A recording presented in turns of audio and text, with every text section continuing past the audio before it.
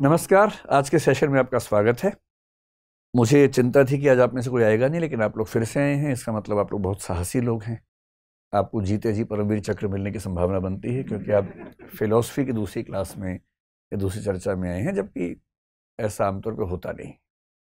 डरावना विषय है, लोग भाग जाते हैं। व्यूज़ भी यूट्यूब पे मुझे लगा कि ठीक ही आ गए। मेरा ख्याल था फिलॉसफी है तो शायद कुछ हज़ार तक मामला जाएगा, पर जैसा लोगों ने देखा, हालांकि पहला वीडियो है, पहला वीडियो आदमी उत्साह में देख लेता है, असलियत दूसरे तीसरे में समझ में आती है तो समय के साथ समझ में आएगा। और पर्पस ये है भी नहीं कि कितने लोग देखें, पर्पस है कि जो देखे उसको मौका मिले अपनी परंपरा को ठीक से समझने का। पिछली क्लास में एक मैंने गलती कर दी थी। मैंने कहा था कि ब्रह्मांड की कुल आयु 450 करोड़ वर्ष है। दरअसल वो पृथ्वी की आयु है। ब्रह्मांड की कुल आयु 1380 करोड़ के आसपास वर्ष है, 13.8 बिलियन ईयर्स है। तो ब्रह्मांड बना 1380 करोड़ साल पहले बिग बैंग थ्योरी के अनुसार। पृथ्वी जो हमारी है वो बनी 450 करोड़ साल पहले। तो ये एक भूल सुधार, अगर आपके दिमाग में वो बात बैठी हो, वैसे तो भूल ही गए होंगे, लेकिन अगर नहीं भूले हो तो उसको ठीक कर लीजिए। आज हम शुरू करेंगे भारतीय दर्शन से। भारतीय दर्शन से क्यों शुरू करेंगे? एक रास्ता भारत का है, एक रास्ता पश्चिम का है। और भारत में एक सामान्य मान्यता है कि जो भारत का नहीं वो पश्चिम का है। मजेदार बात है कि वो जापान को भी पश्चिम मान लेते हैं, जबकि जापान तो पश्चिम नहीं है। चीन भी पश्चिम हो जाता है, ऑस्ट्रेलिया पश्चिम हो जाता है। तो एक रास्ता है कि हम भारत से शुरू करें, एक रास्ता है कि हम विश्व से शुरू करें। पर विश्व में क्योंकि ज्यादा दर्शन यूरोप में हुआ, अमेरिका में हुआ, इसलिए मोटे तौर पर पश्चिमी दर्शन का मतलब होता है यूरोप अमेरिका का दर्शन। हालांकि उसके अलावा थोड़ा चीन, थोड़ा जापान को भी हमें कभी ना कभी समझना चाहिए, उसको भी कभी समझेंगे जरूर। भारत से क्यों शुरू करें? इसके मेरे पास दो तीन कारण हैं। एक कारण तो स्वाभाविक लगाव है कि हम भारत के हैं, तो क्यों ना पहले अपने इतिहास को ही जान लें, अपनी परंपरा को ही जान लें। दूसरा कारण तार्किक भी है कि अगर हम दर्शन के इतिहास को देखें तो दुनिया में दर्शन की शुरुआत भारत से ही हुई। और ये बात सत्यापित है, तथ्यों के स्तर पर है कि दर्शन इस दुनिया में सबसे पहली बार भारत में विकसित हुआ। मैंने पिछली बार को जिक्र किया भी था। पूरे पश्चिम का पहला दार्शनिक थेल्स 6ठी शताब्दी ईसा पूर्व में, 6th सेंचुरी बीसी में हुआ। लेकिन हमारे यहाँ उस समय महावीर थे, उस समय गौतम बुद्ध थे, और उससे कम से कम 1000 साल पहले, कुछ लोग तो उसको कई हजार साल पहले की बात कहते हैं, कम से कम 1000 साल पहले हम वेद लिख चुके थे, उपनिषदों को लिखने के प्रोसेस में थे। तो क्योंकि हमारा दर्शन सबसे पुराना है, तो क्यों ना बात वहीं से शुरू करते हैं। एक कवि थे मैथिली शरण गुप्त, आपने नाम सुना होगा, राष्ट्र कवि का दर्जा उनको दिया जाता है। उनकी बहुत किताबें हैं, शानदार किताबें हैं। सबसे बढ़िया जो किताब है उसका नाम भारत भारती है। और उसमें वो जो अतीत खंड है, बताते हैं कि हमारा अतीत किन मामलों में अच्छा रहा, महान रहा। तो उसमें एक बड़ी प्रसिद्ध पंक्ति है, संसार को पहले हमी ने ज्ञान शिक्षा दान की। संसार को पहले हमी ने ज्ञान शिक्षा दान की, आचार की, व्यवहार की, व्यापार की, विज्ञान की। तो मैं जब भी ये पंक्ति पढ़ता हूँ मेरा मन करता है कि इसमें किस से दर्शन भी ठूंसूं किसी तरह से, क्योंकि बाकी सब तो उन्होंने बोला, दर्शन का जिक्र नहीं किया, जबकि दर्शन भी हमारा दुनिया का सबसे पुराना दर्शन है। वो बात तो आनी चाहिए। तीसरा कारण बहुत पर्सनल है। पर्सनल ये है कि मेरी वजह से मेरे परिवार में कुछ व्यक्तियों को फिलॉसफी पढ़ने का शौक इस बीच में हो गया, जिनमें एक मेरे बड़े भैया अमेरिका में रहते हैं पिछले 15-20 साल से, वो भी शामिल है। तो उनको मैंने पिछले साल एक किताब सजेस्ट की थी, सोफीज वर्ल्ड, जो उन्होंने पढ़ी और बड़ा खुश हो गए पढ़ी। और कुछ दिन पहले उन्होंने कहा कि यार विकास, बाकी सब ठीक है, इससे पूरा वेस्टर्न फिलॉसफी समझ में आ गई, पर इंडियन फिलॉसफी के लिए कोई ऐसा रेफरेंस नहीं मिल पा रहा जो हम पढ़ें, जहाँ से पढ़ें चीज़ें आसान रूप में मिलें। तो मैंने उनसे कहा, वैसे तो घर की मुर्गी दाल बराबर होती है, लेकिन आप थोड़ा भरोसा कर सके तो मैं खुद ही उस पर शुरू करता हूँ। तो एक कारण ये भी है कि इंडियन सही शुरू करते हैं। बहुत सारे ऐसे लोग हैं, क्योंकि पश्चिमी दर्शन पे बहुत सारे रिसोर्सेज मिल जाते हैं, भारतीय पर नहीं मिलते। तो भारतीय दर्शन पे कुछ दिन चर्चा करके उसको समझते हैं, फिर हम पश्चिम की ओर बढ़ेंगे। देखिए, भारतीय दर्शन को समझने का मतलब क्या है, आज हम दो बातों पर गौर करेंगे। आज एक इंट्रोडक्शन रखेंगे भारतीय दर्शन का, तो उसमें दो बातों पर गौर कर सकते हैं। एक गौर तो ये कर सकते हैं कि पूरी इंडियन फिलॉसफी कैसे कैसे डेवलप हुई। एक उसका हिस्टोरिकल पर्सपेक्टिव क्या है, इसका ऐतिहासिक अनुक्रम क्या है, या हिस्टोरिकल पर्सपेक्टिव क्या है। हमारी टीम ने कुछ कमेंट्स भेजे, कहा कि कुछ लोग ऐसे हैं जो हिंदी सुनते हैं लेकिन पढ़ नहीं पाते, तो आप बोर्ड पे थोड़ा सा अंग्रेजी में ज़्यादा लिखेंगे तो उनको समझ में आ जाएगा। तो भाई ये जो लिखा है इसको देवनागरी में भारतीय दर्शन कहते हैं, इंडियन फिलॉसफी समझ लीजिए, ठीक है। एक तो देखेंगे उसका हिस्टोरिकल पर्सपेक्टिव, वेद से शुरू होकर क्यों ना हम ओशो रजनीश तक ही समझ लें, कैसे कैसे डेवलपमेंट्स हुई, कब क्या हुआ, किसने क्या किया, ताकि एक फ्रेम बन जाए, एक क्लासिफिकेशन आपके दिमाग में ठीक से सेट हो जाए कि भारतीय दर्शन का मतलब क्या होता है, कहां से कहां तक होता है। फिर देखेंगे कि इंडियन फिलॉसफी में क्या कुछ ऐसे कॉमन फीचर्स हैं जो आमतौर पर सभी दार्शनिकों में नजर आ जाते हैं, या सब में ना भी हैं तो 80% 90% में नजर आ जाते हों, जिससे आपको टेंडेंसी समझ में आ जाए कि भारतीय दर्शन का सामान्य जो मिजाज है वो क्या है, सामान्यतः वो किस तरह से चीजों को देखने का आदी रहा है। अगर मैं आपसे पूछूं कि आप किस दर्शन को मानते हैं, शायद आप बता नहीं पाएंगे, क्योंकि आप किसी को एग्जैक्टली मानते नहीं। पर आश्चर्य की बात है कि जितनी आपकी दार्शनिक मान्यताएं हैं वो सारी की सारी भारतीय दर्शन में हैं। जैसे आपको अपना दर्शन नहीं पता, पर आपको ये पता है कि मृत्यु के बाद पुनर्जन्म होता है। आप में से अधिकांश की राय में ऐसा होता होगा। तो पुनर्जन्म भी तो दर्शन है ना, दार्शनिक धारणा है। आप में से लगभग सब ये मानते होंगे कि हमारे शरीर के भीतर एक आत्मा नाम का द्रव्य है, वस्तु है, या कुछ है, आत्मा है।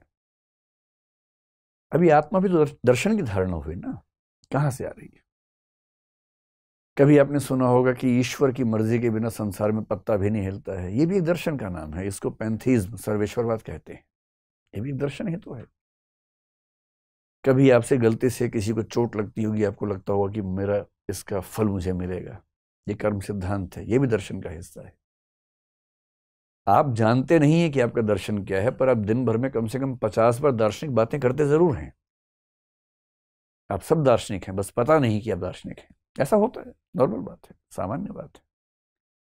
इसलिए हम सब दार्शनिक हैं, ये अनिवार्य है। हम चाहकर भी अदार्शनिक नहीं हो सकते। बस ये होता है कि हमें पता नहीं होता कि हमारी कौन कौन सी मान्यताएं हैं और वो कहां कहां से आ रही हैं, उनके रूट्स क्या हैं। वही आज समझने का प्रयास करेंगे।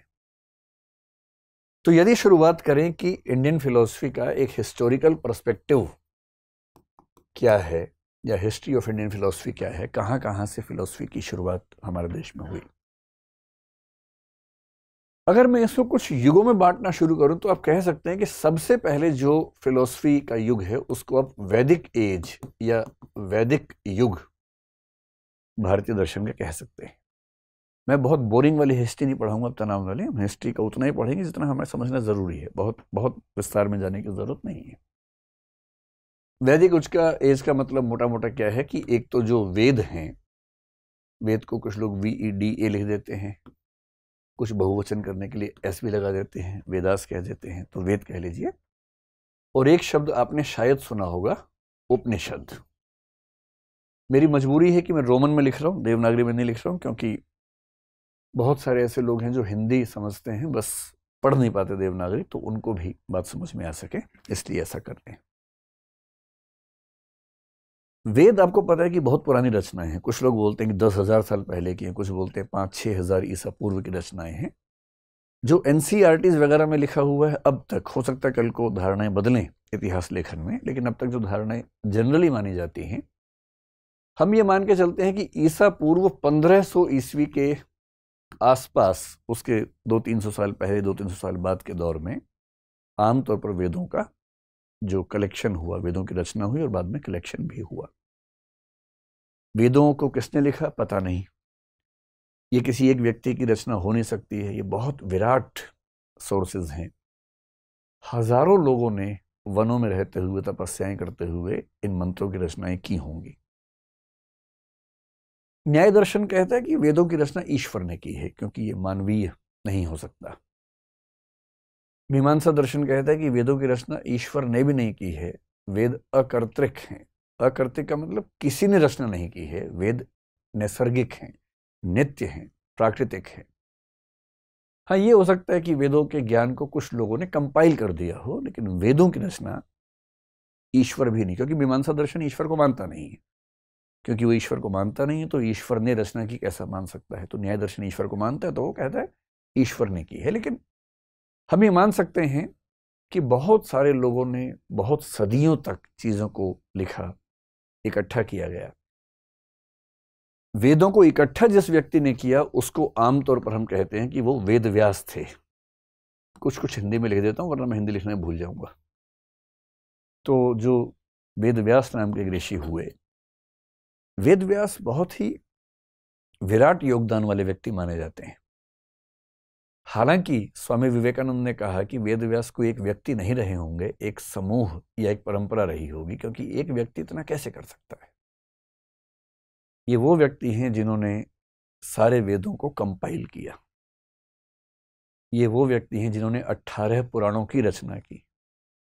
ये वो व्यक्ति हैं जिन्होंने महाभारत की भी रचना की, और महाभारत का मतलब है गीता की भी रचना की। और ये वो व्यक्ति हैं जिनके बारे में लोग मानते हैं कि यही ऋषि बादरायण भी थे जिन्होंने ब्रह्म सूत्र या वेदांत सूत्र की रचना की, जो वेदांत दर्शन का सबसे मूल एक ग्रंथ है। हालांकि चौथी बात पे डिबेट है। कुछ लोग मानते हैं कि ये दोनों व्यक्ति एक ही व्यक्ति थे। वेद 4 हैं, आपको अच्छे से पता ही है, जिनमें से एक का नाम ऋग्वेद है, एक का नाम सामवेद है, एक का नाम यजुर्वेद है, एक का नाम अथर्ववेद है। वेदों में दर्शन बहुत ज्यादा नहीं है। वेदों का ज्यादा जो मंतव्य है वो मंत्रों से है, जिनसे हम यज्ञ करते हैं, हवन करते हैं, पूजा पाठ करते हैं। दार्शनिक प्रवृत्तियां वेदों के शुरुआती हिस्से में नजर नहीं आती हैं। इसलिए वेदों में शुरू में कुछ कंफ्यूजन भी है। जैसे ईश्वर को लेकर, ईश्वर एक है या बहुत सारे हैं, तो वेदों में सामान्यतः कई ईश्वर माने गए हैं। सूर्य को भी, वरुण को भी, इंद्र को भी, बहुत सारे ईश्वर हैं। और ये कंफ्यूजन भी दिखता है कि मैं पूजा करूं तो किसकी करूं। एक वाक्य वेदों में बार बार आता है, कस्मै देवाय हविषा विधेम। फिर इस कंफ्यूजन का समाधान क्या निकाला गया कि अरे भाई, सब रास्ते एक ही रास्ते हैं। एकम सद्विप्रा बहुधा वदंती, इसमें ऋग्वेद में कहा गया है। एक ही सत्य है, अलग अलग तरीके से कहा जाता है। अग्नि यमम मातरेश्वान माहु, अग्नि कहो, यम कहो, मातरेश्वान कहो या माहु कहो, सत्य एक ही है। एकम सद विप्रा बहुधा वदंती। लेकिन वेदों में आपको हल्का हल्का कंफ्यूजन दिखेगा, क्योंकि उस समय शुरुआती चिंतन हो रहा है और ये निश्चित नहीं हो पा रहा कि हम ब्रह्मांड की व्याख्या कैसे करें। हर वेद के 4 हिस्से माने जाते हैं, जिसमें पहले हिस्से का नाम होता है संहिता। और संहिता का बेसिक मतलब है मंत्र, जिन मंत्रों से हम पूजा पाठ करते हैं। तो जब भी आप वैदिक मंत्र सुनेंगे तो इसका मतलब है कि वो वेद का कौन सा हिस्सा है, संहिता। संहिता के बाद दूसरा हिस्सा होता है जिसको बोलते हैं ब्राह्मण। ब्राह्मण का बाद में तो वर्ण व्यवस्था में एक वर्ण का नाम हो गया, लेकिन ब्राह्मण का बेसिक मतलब वेदों में है कि जब पूजा पाठ होगा उसके विधि विधान क्या होंगे, उन विधि विधानों का वर्णन ब्राह्मण कहलाता है। ऐसा मानते हैं कि ये विधि विधान करने वाले व्यक्ति बाद में इसी वजह से ब्राह्मण ही कहलाने लगे होंगे। तीसरा जो शब्द है या तीसरा जो हिस्सा है उसको बोलते हैं आरण्यक। अरण्य होता है जंगल। आरण्यक का मतलब है कि जो लोग वनों में निवास करते हैं, तपस्वी वगैरह हैं, उनके लिए आचार व्यवहार के क्या नियम हैं वो आरण्यक में होते थे। और सबसे मजेदार बात, वेदों का ही जो चौथा हिस्सा होता है उसका नाम होता है उपनिषद। इसलिए उपनिषद कोई अलग चीज नहीं है, उपनिषद वेदों का ही हिस्सा है। बहुत सारे उपनिषद माने जाते हैं। आपने सुना होगा कि उपनिषद 108 माने जाते हैं, जिनमें से लगभग 10 से 12 बड़े महत्वपूर्ण हैं। जैसे बृहदारण्यक बहुत महत्वपूर्ण है, छांदोग्य बहुत महत्वपूर्ण है। सबसे 2 पुराने उपनिषद जो हैं बृहदारण्यक और छांदोग्य माने जाते हैं। अगर आप देखेंगे तो बृहदारण्यक उपनिषद का संबंध किससे है, तो हमारा जो वेद है उसमें यजुर्वेद जो है बृहदारण्यक इससे जुड़ा हुआ है, इसके अंतर्गत है। सामवेद के अंतर्गत छांदोग्य उपनिषद आपको अंतिम हिस्सा मिलेगा। और क्योंकि उपनिषद वेदों का ही अंतिम हिस्सा है, इसलिए उपनिषदों का एक नाम वेदांत भी होता है। और वेदांत का मतलब है वेदों का अंतिम हिस्सा। उपनिषद जो है ना वो है फिलॉसफी। शायद इस पूरी दुनिया में उस समय तक वैसी फिलॉसफी कोई सोच भी नहीं पाया होगा जितनी गहरी फिलॉसफी उपनिषदों में दिखती है, वेदांत में दिखती है। इसलिए अगर आपको समझना हो कि भारतीय दर्शन के शुरुआती स्तर पर दर्शन का सबसे गहरा बिंदु कहाँ दिखता है, वो क्या है? उपनिषद है। 10-12 उपनिषद बहुत महत्वपूर्ण हैं और उपनिषदों में लगभग वो सारी धारणाएं जो आप आज मानते हैं आ चुकी थी। आत्मा होती है या नहीं, वेदों में कहीं कहीं हल्का सा कंफ्यूजन दिख सकता है, लेकिन उपनिषदों तक आते आते आत्मा निश्चित हो गई है कि आत्मा नाम की एक संरचना है। फिर एक मोक्ष की धारणा आपने सुनी होगी जिसको लिबरेशन कह देते हैं, मुक्ति कह देते हैं। मोक्ष की धारणा भी उपनिषदों में स्पष्ट हो गई है। कहीं कहीं स्वर्ग का जिक्र आता है, लेकिन भारतीय परंपरा में मोक्ष सबसे ऊंचा आदर्श माना गया है, वो उपनिषदों में स्पष्ट हो चुका है। फिर आपने एक पुनर्जन्म यानी कि रीबर्थ नाम की चीज सुनी होगी, और भारत के लगभग सब लोग मानते हैं कि हम मरने के बाद पुनः पैदा होते हैं और हम जो पैदा हुए हैं उसके पीछे भी हमारा जन्म रहा है। ये जो धारणा है, ये धारणा उपनिषदों में स्थिर हो चुकी है पूरी तरह से। इसलिए ये सारी की सारी धारणाएं, आत्मा हो, मोक्ष हो या रीबर्थ हो। और आपने एक शब्द सुना होगा ब्रह्म। वेदों में बहुत सारे ईश्वर हैं, लेकिन इस बात का जवाब देना मुश्किल है कि ये अंततः एक पूरा हिरार्की ऑर्डर कैसा है, कौन है परम सत्ता जिसके तहत सारी छोटी सत्ताएं आती हैं। उपनिषद तक आते आते मान लिया गया कि एक परम तत्व है, वो ब्रह्म है। और जब आप लॉजिकली आगे बढ़ेंगे तो आपको मानना पड़ेगा कि ब्रह्म भी सगुण नहीं, निर्गुण है। निर्गुण का मतलब होता है जो निराकार है, जिसकी विशेषताएं बताना संभव नहीं होता है। नेति नेति आपने एक शब्द सुना होगा, न इति न इति। परम तत्व ऐसा भी नहीं है, परम तत्व वैसा भी नहीं है। ये क्यों होता है आगे चल के समझेंगे। आज तो केवल एक इंट्रोडक्शन है, जब विस्तार में किसी विषय पर आएंगे तब समझेंगे कि ऐसा क्यों बोलना पड़ता है, क्यों उपनिषदों ने ब्रह्म की व्याख्या करते हुए बार बार नेति नेति कहा कि ब्रह्म ऐसा भी नहीं है, ब्रह्म वैसा भी नहीं है। और क्यों शंकराचार्य ने, आदिगुरु शंकराचार्य ने इस बिंदु को बहुत ज्यादा हाईलाइट किया आगे चलकर कई 100 साल बाद, क्यों ऐसा किया। इसलिए मोटी सी बात है कि उपनिषद में लगभग वो सारी दार्शनिक मान्यताएं हैं जो हम आज तक फॉलो करते हैं। विशेष रूप से जो हिंदू धर्म को मानने वाले व्यक्ति हैं वो आमतौर पर इसको आज तक फॉलो करते हैं। ये इंडियन फिलॉसफी का पहला फेज है। लेकिन इसके बाद क्या हुआ? इसके बाद कहते हैं कि जब वैदिक कर्मकांड काफी ज्यादा बढ़ा तो बहुत सारे लोगों की रुचि इन चीजों से हटने लगी और विशेष रूप से पशु बलि पर आधारित जो यज्ञ थे उनको लेकर एक सामाजिक विरोध शुरू होना हुआ। उसका कारण मानते हैं कृषि प्रधान अर्थव्यवस्था जब आने लगी तो उसके साथ कुछ नए डेवलपमेंट्स हुए। जब हम सेकंड टर्म में आएंगे तब समझेंगे इसको। जो सेकंड फेज है वहां पर सेकंड और थर्ड फेज, दो फेज एक साथ समझते हैं। और भारतीय दर्शन की दो धाराएं बटी, जिनमें से एक को बोलते हैं नास्तिक दर्शन और एक को बोलते हैं आस्तिक दर्शन। नास्तिक और आस्तिक तो आपने शब्द सुने ही होंगे। नास्तिक को बोलते हैं हेटेरोडॉक्स और आस्तिक को बोलते हैं ऑर्थोडॉक्स।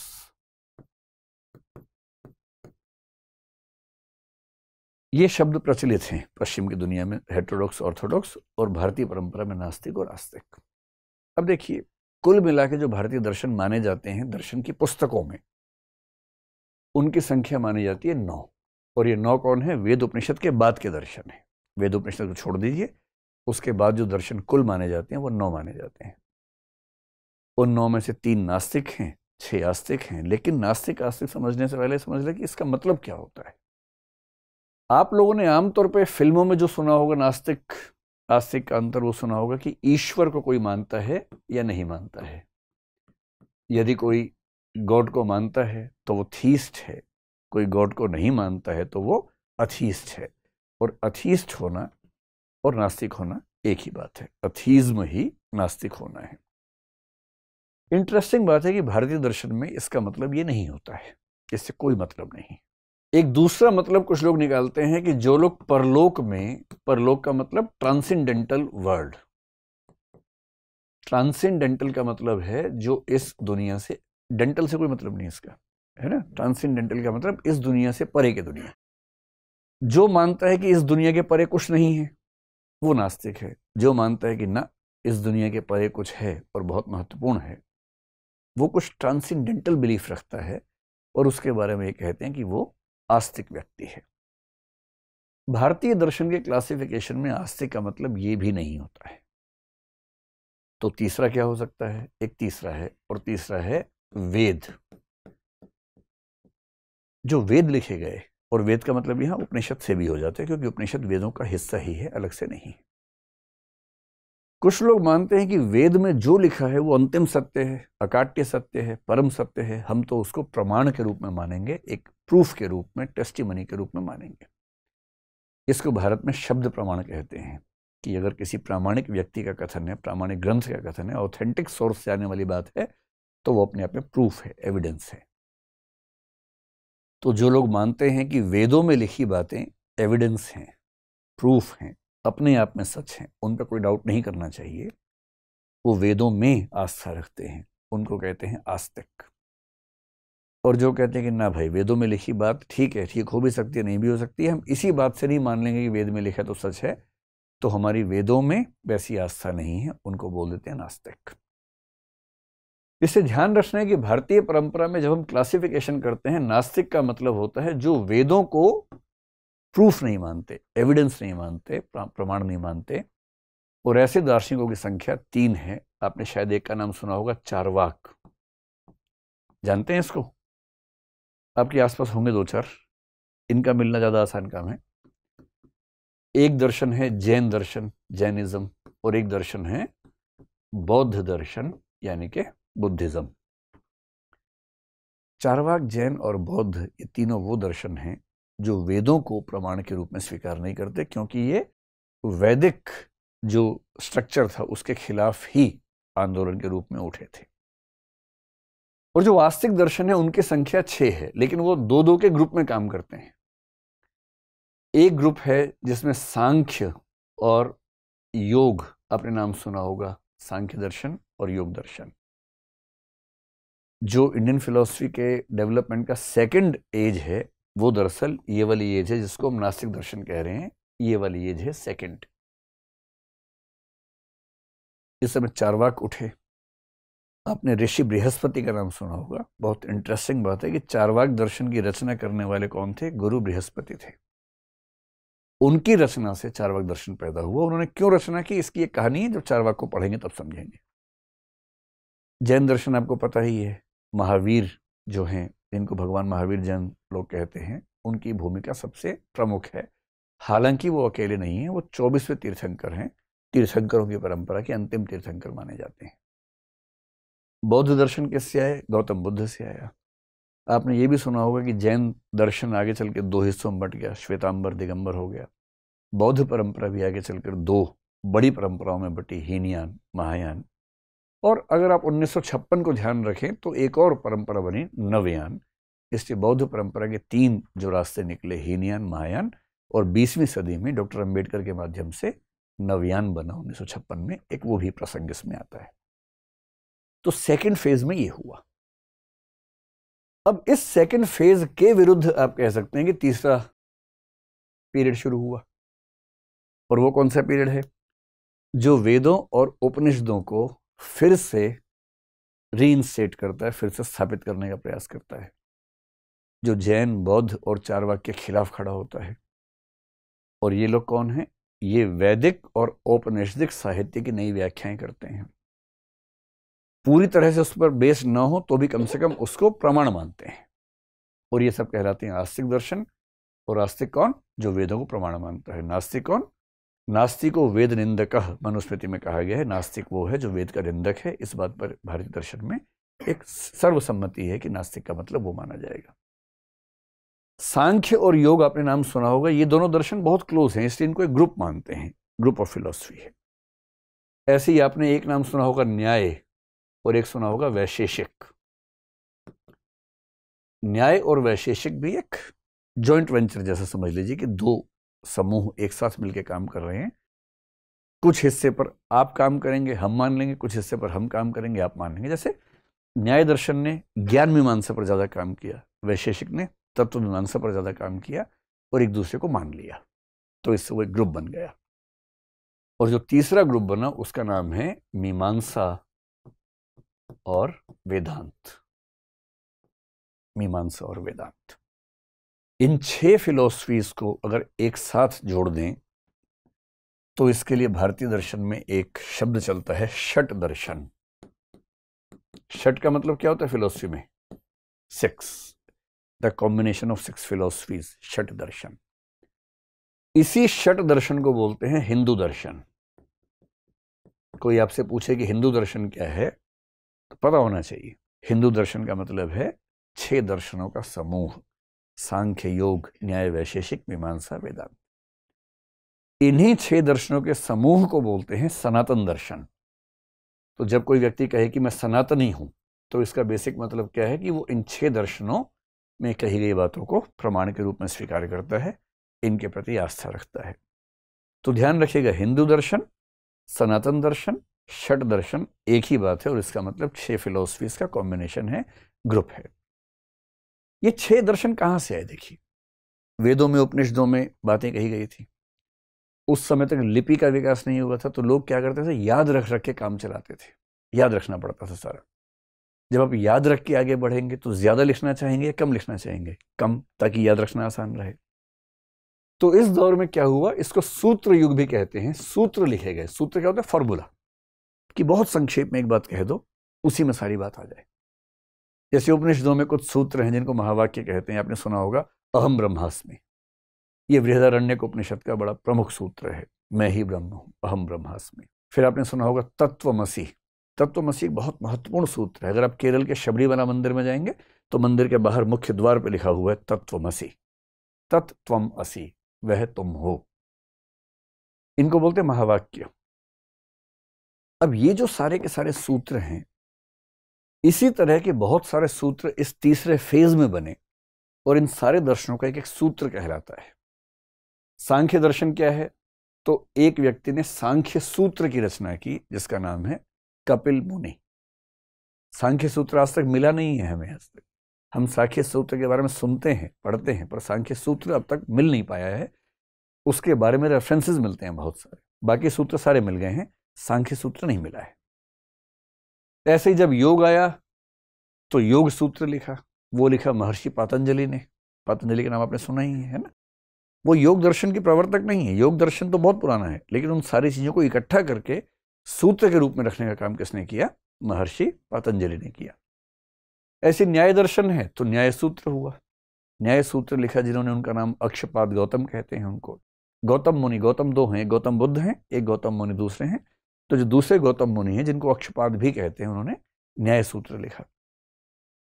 फिर वैशेषिक दर्शन जब हुआ तो वैशेषिक सूत्र लिखा गया। आपने एक ऋषि कणाद का नाम सुना होगा, तो कणाद ऋषि वैशेषिक सूत्र के रचनाकार थे। मीमांसा का जो सूत्र लिखा, मीमांसा सूत्र, उसके रचनाकार माने जाते हैं ऋषि जैमिनी। और इस पूरी परंपरा में जो सबसे महत्वपूर्ण दर्शन हुआ आगे चलकर, अगर आज के दिन में भारत के किसी व्यक्ति को, विशेष रूप से हिंदू व्यक्ति को, न पता हो कि उसका दर्शन क्या है, तो आप आंख बंद के कह दीजिए उसका दर्शन वेदांत दर्शन है। क्योंकि वो जितनी बातें मानता है उनमें से 90-95% वेदांत की ही बातें मानता है, बस उसको पता नहीं है कि वेदांत क्या होता है। वेदांत दर्शन जो है उसकी परंपरा अगर देखें, वेदांत दर्शन का जो सूत्र लिखा वो लिखा आचार्य बादरायण ने। और जो मैं आपसे कह रहा था, कुछ लोग मानते हैं कि यही बादरायण जो थे, पहले मैं अंग्रेजी में भी लिख दूं, कुछ लोग मानते हैं कि यही जो बादरायण थे यही वेद व्यास भी है। कम लोग मानते हैं, लेकिन एक मत ये भी है कि वेद व्यास ही बादरायण है, बादरायण का ही दूसरा नाम वेद व्यास है। अब एक व्यक्ति ने इतना कैसे लिखा होगा? 4 वेद कंपाइल कर दिए, 18 पुराण लिख दिए, महाभारत लिखा, गीता उसका हिस्सा है वो लिखा, और उसके बाद ब्रह्म सूत्र भी लिख दिया। ये जो वेदांत का सूत्र है, इस वेदांत के सूत्र का नाम है ब्रह्म सूत्र। कुछ लोग इसको वेदांत सूत्र भी कह देते हैं। तो ब्रह्म सूत्र कहें या वेदांत सूत्र कहें, एक ही मतलब है। वेदांत दर्शन के सारे सूत्र जो हैं वो इस एक ग्रंथ में है। अब सूत्र के साथ दिक्कत क्या होती है? सूत्र होते हैं फॉर्मूले, और फॉर्मूला समझना आसान काम होता है, बहुत मुश्किल काम होता है।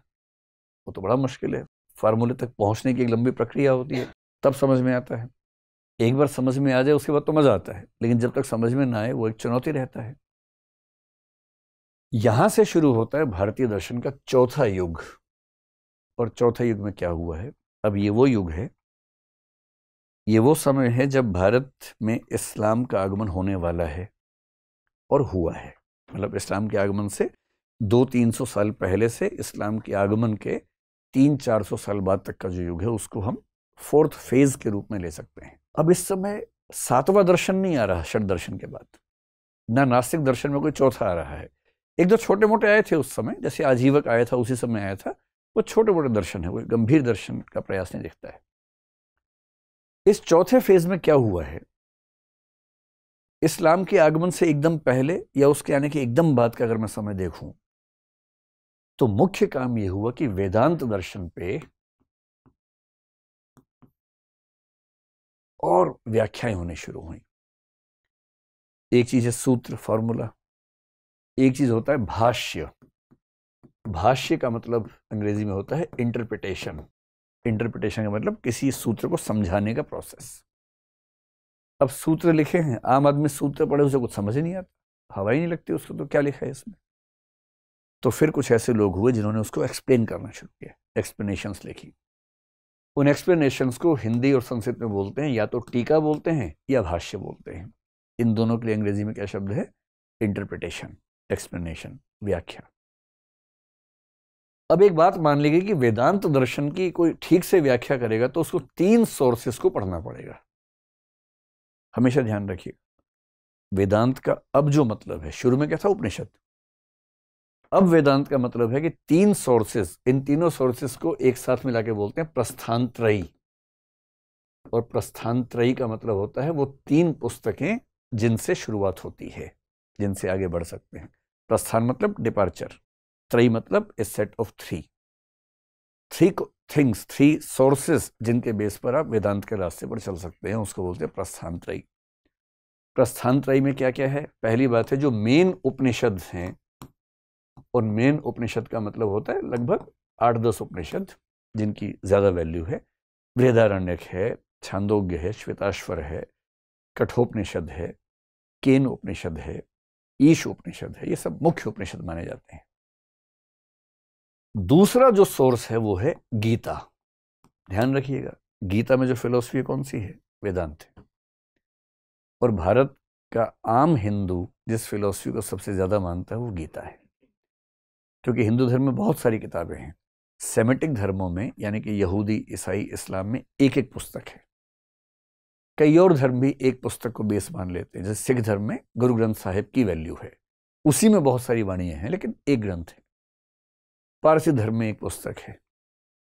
हिंदू धर्म में बहुत सारी पुस्तकें हैं, लेकिन आप देखेंगे कि अगर एक पुस्तक, आप देखेंगे कि हमारे प्रधानमंत्री जब विदेश में जाते हैं गिफ्ट करते हैं, कौन सी किताब करते हैं? गीता करते हैं, क्योंकि सबसे ज्यादा मान्यता जिस पुस्तक की है वो गीता है। क्योंकि गीता ने उस बात को आसान भाषा में समझाया जिस बात को कठिन भाषा में उपनिषदों में लिखा हुआ था।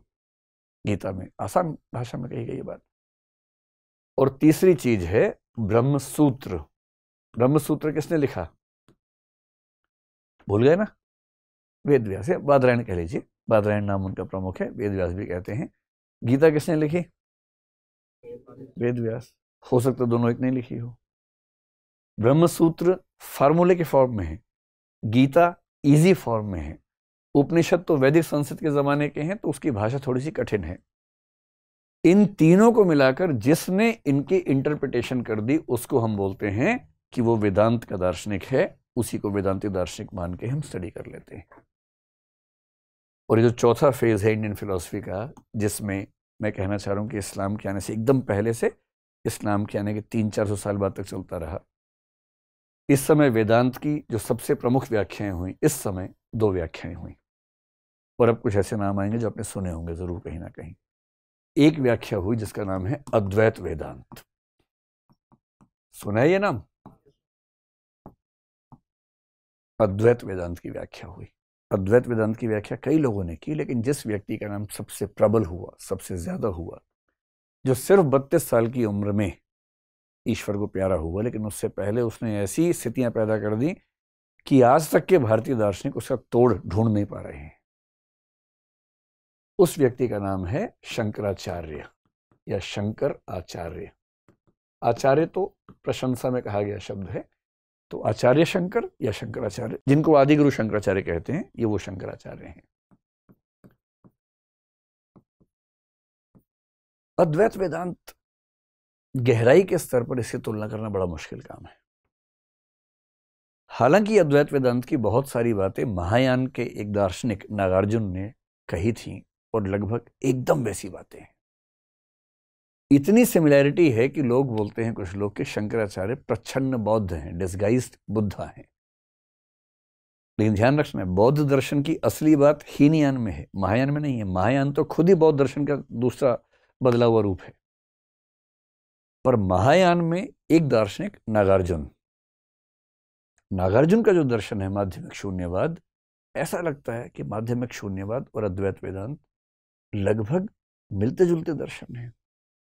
शब्दों का अंतर है, धारणाएं बहुत सारी समान हैं। लेकिन कुछ भी हो, शंकराचार्य का दर्शन अद्वैत वेदांत बहुत प्रसिद्ध है। और इसी में आपने एक शब्द सुना होगा, माया, मिथ्या। आपने सुना होगा कि जगत मिथ्या है, ये संसार झूठ है। पहली बात तो मिथ्या का मतलब झूठ होता नहीं है, ये गलतफहमी है। मिथ्या का मतलब होता है जो न सच है न झूठ है, जो सच और झूठ से परे है, वो मिथ्या होता है। इसको हम समझेंगे जब वेदांत समझेंगे। पर शंकराचार्य को पढ़ने के बाद ये सच में लगता है कि हम जिस दुनिया में हैं वो रियल नहीं है।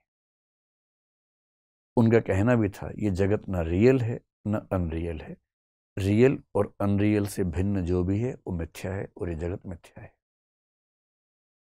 और उनको पढ़ने के बाद ना 1-2 घंटे तक आदमी कांपता रहता है कि अरे यार, क्या सोच रहे थे, क्या निकला। जगत मिथ्या है। हम सब जो भिन्न भिन्न हैं, हमें प्रतीत हो रहा है हम भिन्न भिन्न हैं नहीं। ये एक कंफ्यूजन है, गलतफहमी है। हम दरअसल आत्मा हैं, हम खुद को जीव समझ रहे हैं। उन्होंने ऐसी बहुत सारी बातें कही। सबसे इंटरेस्टिंग बात क्या कही कि जो ब्रह्म है वही सत्य है, ईश्वर भी सत्य नहीं। ईश्वर और हम और ये जगत, ये व्यावहारिक स्तर पर सत्य है। जैसे मैंने आपसे कहा था ना कि मेटावर्स जैसे है या वीडियो गेम है। जब तक आप वीडियो गेम में हैं तब तक वो सत्य है, जैसे ऑफ हुआ वो झूठ हो गया। ये जो जगत है, जब तक ये जगत सत्य लगता है तब तक हम भी सत्य हैं, जगत भी सत्य है, ईश्वर भी सत्य है।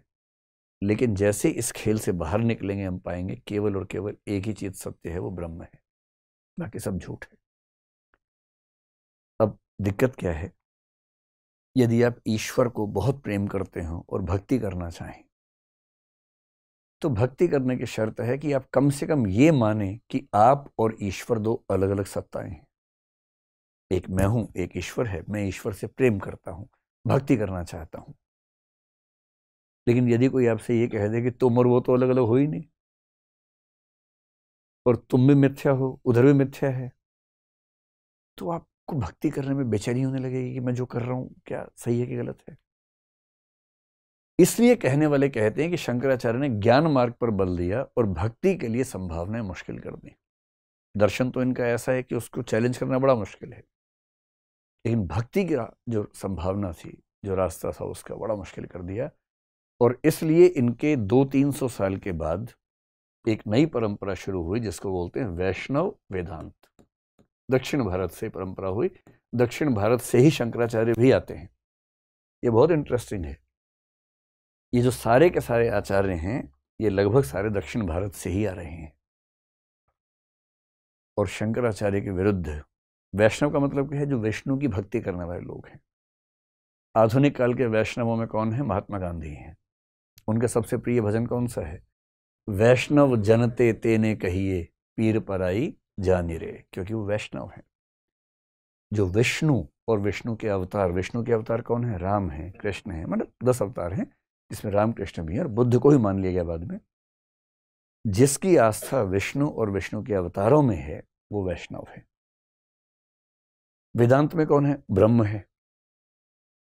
तो वैष्णव वेदांत के लोग वो हैं जिन्होंने वैष्णव परंपरा के ग्रंथों, पांचरात्र आगम कहते हैं, उनको और वेदांत की परंपरा को जोड़कर एक ऐसी व्याख्या की कि किसी तरह से भक्ति का रास्ता निकल जाए।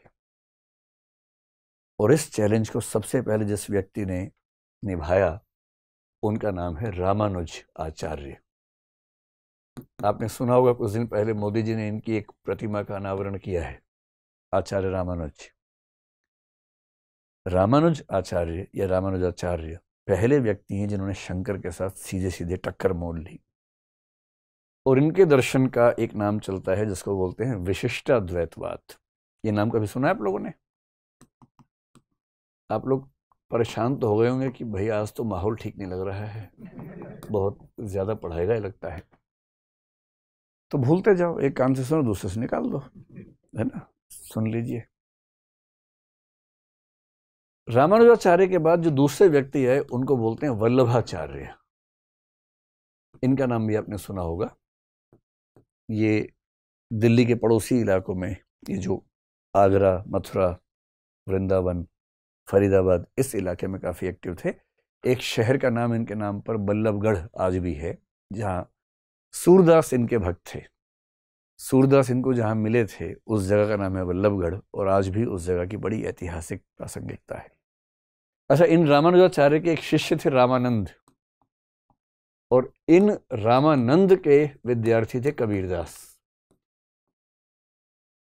आप समझ सकते हैं कि पूरा लिंक हिस्ट्री में कैसे बनता है। और रामानंद दक्षिण से भक्ति को उत्तर भारत में लेके आ गए थे, और इसलिए कबीरदास ने कहा था, मतलब कई लोग कहते हैं, भक्ति द्रविड़ उपजी लाए रामानंद। भक्ति दक्षिण भारत में उपजी, यहां रामानंद लेकर आए। प्रगट किया कबीर ने सप्तद्वीप नवखंड। उसके बाद पूरे संसार में कबीरदास ने उस भक्ति को फैला दिया, क्योंकि भक्ति का ट्रेडिशन शुरू होता है रामानुज से, और रामानुज के शिष्य रामानंद उसको यहां लेके आए थे।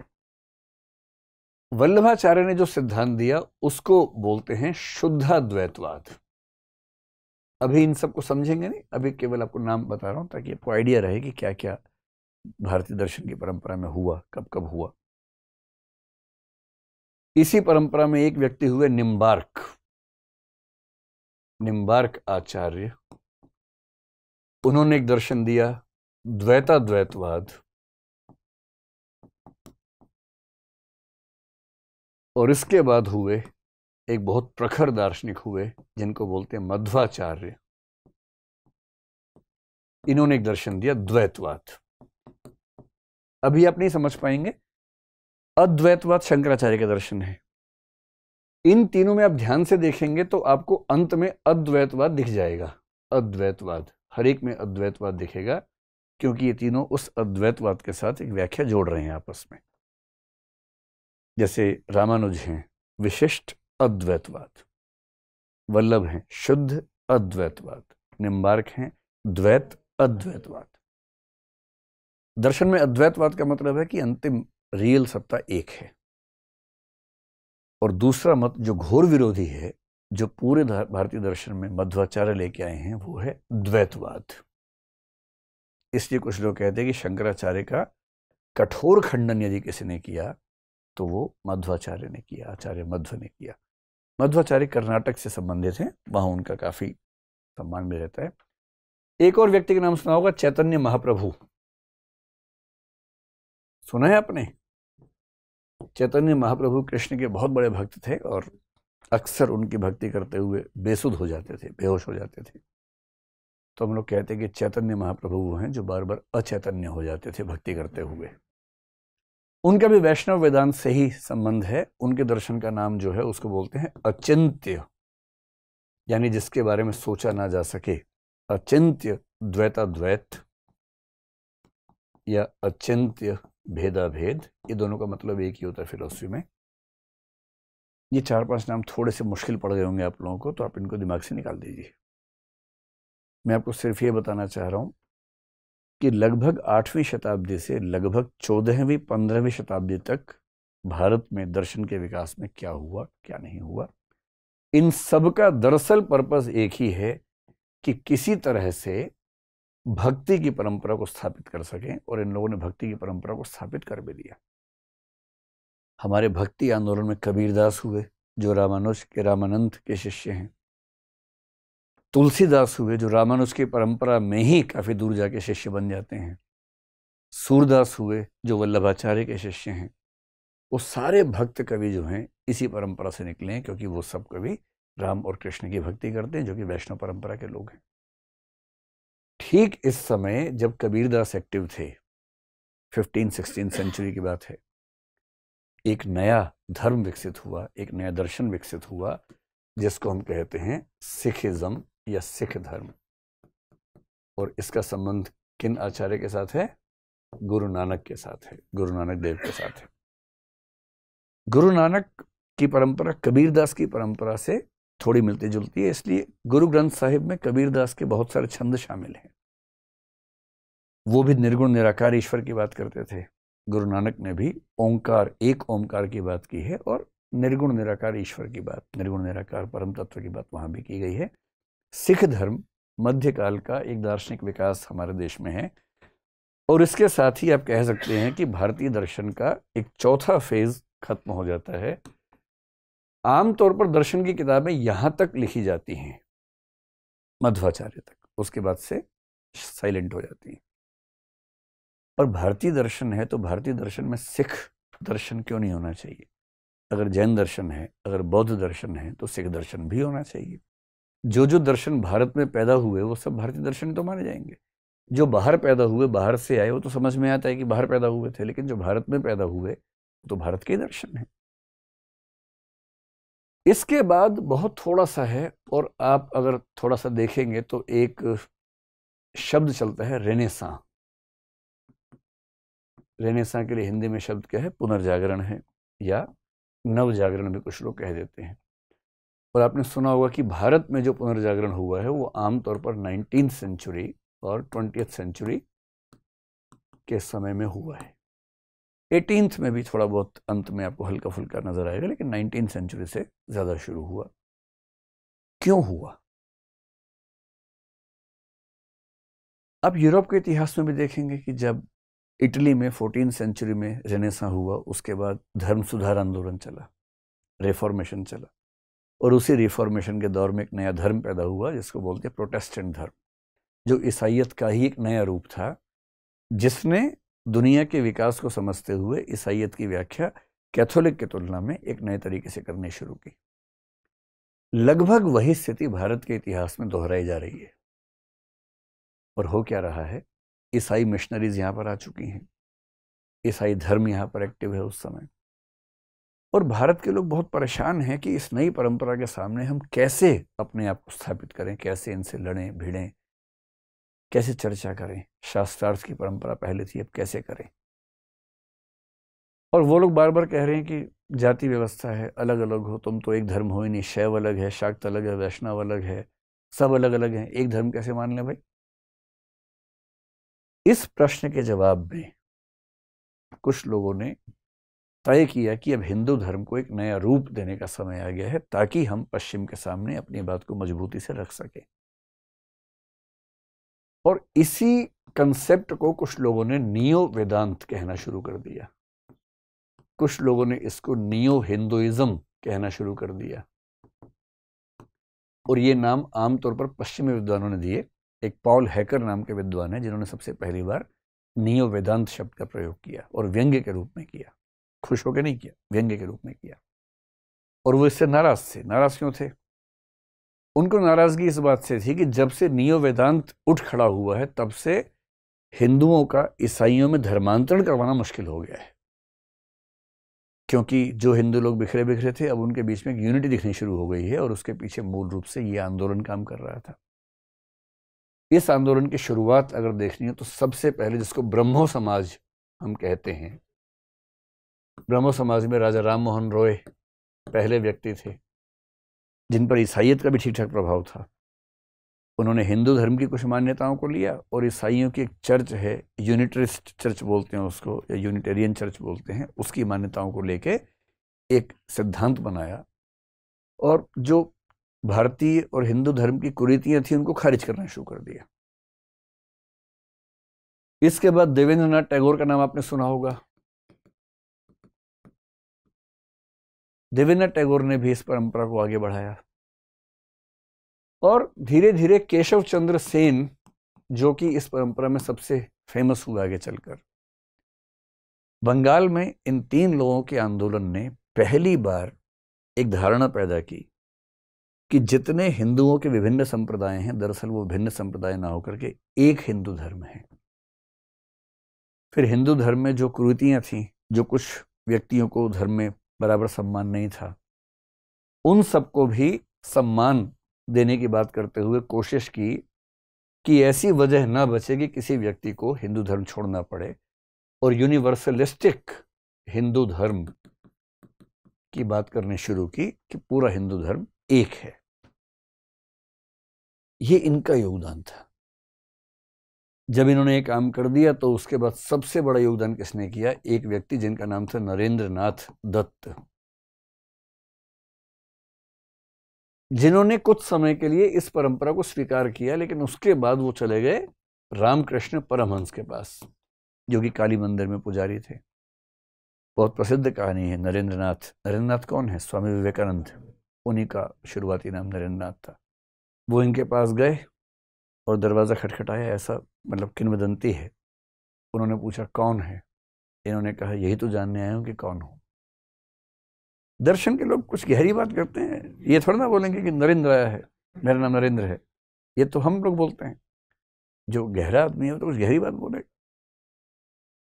तो उन्होंने कहा यही तो जानने आया हूँ कि कौन हूँ। फिर उनके बीच बातचीत हुई और तब रामकृष्ण परमहंस ने उनको अपना शिष्य बनाया, और यहां से इनका नाम हो गया स्वामी विवेकानंद। और जिसको आप बोलते हैं नियो, मतलब वेदांत या नियो हिंदुइज्म, अगर आपको समझना हो कि उसका एक सबसे प्रमुख प्रतीक कौन है तो वो है स्वामी विवेकानंद। इसलिए उनकी धारणाओं को नियो वेदांत समझने के लिए समझना सबसे ज्यादा महत्वपूर्ण माना जाता है। इसके बाद तो कई लोग आगे, फिर जैसे आपने महर्षि अरविंद का नाम सुना होगा। ये अरविंद वही हैं जो स्वाधीनता संग्राम में अरविंदो घोष के नाम से काफी सक्रिय थे। बाद में उनका मिजाज दार्शनिक किस्म का हुआ और तब उन्होंने एक दर्शन क्रिएट किया जिसको इंटीग्रल योगा कहते हैं, यानी कि पूर्ण योग दर्शन बोलते हैं, कहीं कहीं पूर्ण अद्वैत बोलते हैं, कहीं कहीं पूर्ण योग बोलते हैं। फिर आपने सुना होगा महात्मा गांधी एक दार्शनिक भी थे, और महात्मा गांधी का दर्शन भी नव्य वेदांत दर्शन में एक महत्वपूर्ण स्थान रखता है। महात्मा गांधी नव्य वेदांत और वैष्णव वेदांत दोनों के समर्थक हैं, दोनों को साथ लेके चलते हैं। डॉक्टर सर्वपल्ली राधाकृष्णन का नाम भी आपने सुना है। डॉक्टर राधाकृष्णन का दर्शन भी यही है। कुछ मात्रा में, पूरी तरह से नहीं, कुछ मात्रा में जो स्वामी दयानंद सरस्वती हैं, जिन्होंने सत्यार्थ प्रकाश की रचना की, आर्य समाज की स्थापना की, पूरी तरह नहीं क्योंकि वो वेदों की बात करते हैं, लेकिन अगर आप थोड़ा सा गहराई में देखेंगे तो उनकी बहुत सारी मान्यताएं नियो वेदांत या कम से कम नियो हिंदुइज्म के बहुत नजदीक आके खड़ी होती हैं। यहां तक आकर, और इस नियो वेदांत की कुल जमा पूंजी क्या है, इसका मूल उद्देश्य क्या है, इस नियो वेदांत ने जो सबसे बड़ा काम किया वो है नेशनलिज्म। दर्शन को राष्ट्रवाद के साथ जोड़ने का काम। वरना शंकराचार्य का प्रभाव यह था कि भारत में बहुत सारे लोग इस जगत को मिथ्या मानते थे, निस्सार मानते थे कि मीनिंगलेस है जगत। अब जगत अगर मीनिंगलेस है तो क्या आजादी, क्या पराधीनता, क्या अंग्रेज, क्या भारतीय? अंग्रेज भारत में, ये भी तो मिथ्या ही है। आजादी भी तो मिथ्या ही है। अब ये किसी के टेम्परामेंट अगर हो जाए, वो क्यों लड़ाई लड़ेगा आजादी के लिए? आजादी की लड़ाई लड़ने की पहली शर्त है कि आपको ये दुनिया सच लगे, आपको राष्ट्रवाद के जो उद्देश्य हैं वो ठीक लगे, और इसे नेशनलिज्म को स्थापित करना, और इसके साथ साथ मतलब इंडियन नेशनलिज्म को स्थापित करना, साथ में जो इक्वालिटी जैसे विचार हैं हिंदुइज्म के बीच में, कि हिंदू धर्म के जो वंचित लोग हैं उनको भी बराबरी की धारा पे ला सके, मुख्य धारा में ला सके। ये सारी की सारी धारणाएं जिस संप्रदाय ने डेवलप की उसी को हम बोलते हैं नियो वेदांत या नियो हिंदुइज्म, जिसमें सबसे महत्वपूर्ण व्यक्ति कौन साबित हुए? स्वामी विवेकानंद। अब हम ये सोच सकते हैं कि क्या यहाँ भारत का दर्शन खत्म हो गया या इसके बाद भी कोई स्कोप बनता है। तो मैं आपसे कहना चाह रहा हूँ कि एक छठा फेज भी सोच लेना चाहिए। हम सोच सकते हैं कि क्या आजादी के बाद पोस्ट इंडिपेंडेंस भारत में दर्शन दिखता है या नहीं दिखता है, और यदि दिखता है तो वो दर्शन कौन सा है। हम आजादी से एकदम पहले के दर्शनों में एक दर्शन अल्लामा इकबाल का दर्शन मान सकते हैं, क्योंकि इकबाल का दर्शन जो कि नियो वेदांत में तो नहीं आएगा, नियो हिंदुइज्म में तो नहीं आएगा, लेकिन एक यूनिवर्सलिस्टिक काइंड की फिलॉसफी है जो कि बहुत ही महत्वपूर्ण दर्शन है, पर वो आज़ादी से एकदम पहले का दर्शन है। आज़ादी के बाद के दर्शनों की बात करें तो उसमें 3-4 रास्ते निकलते हुए दिखते हैं। एक रास्ता दिखता है डॉक्टर अंबेडकर का। डॉक्टर अंबेडकर ने कई दर्शनों पर ठीक विचार विमर्श किया, काफी सोचा समझा। उन्हें हिंदू धर्म में जो जाति प्रथा थी वो खत्म नहीं होती हुई दिख रही थी।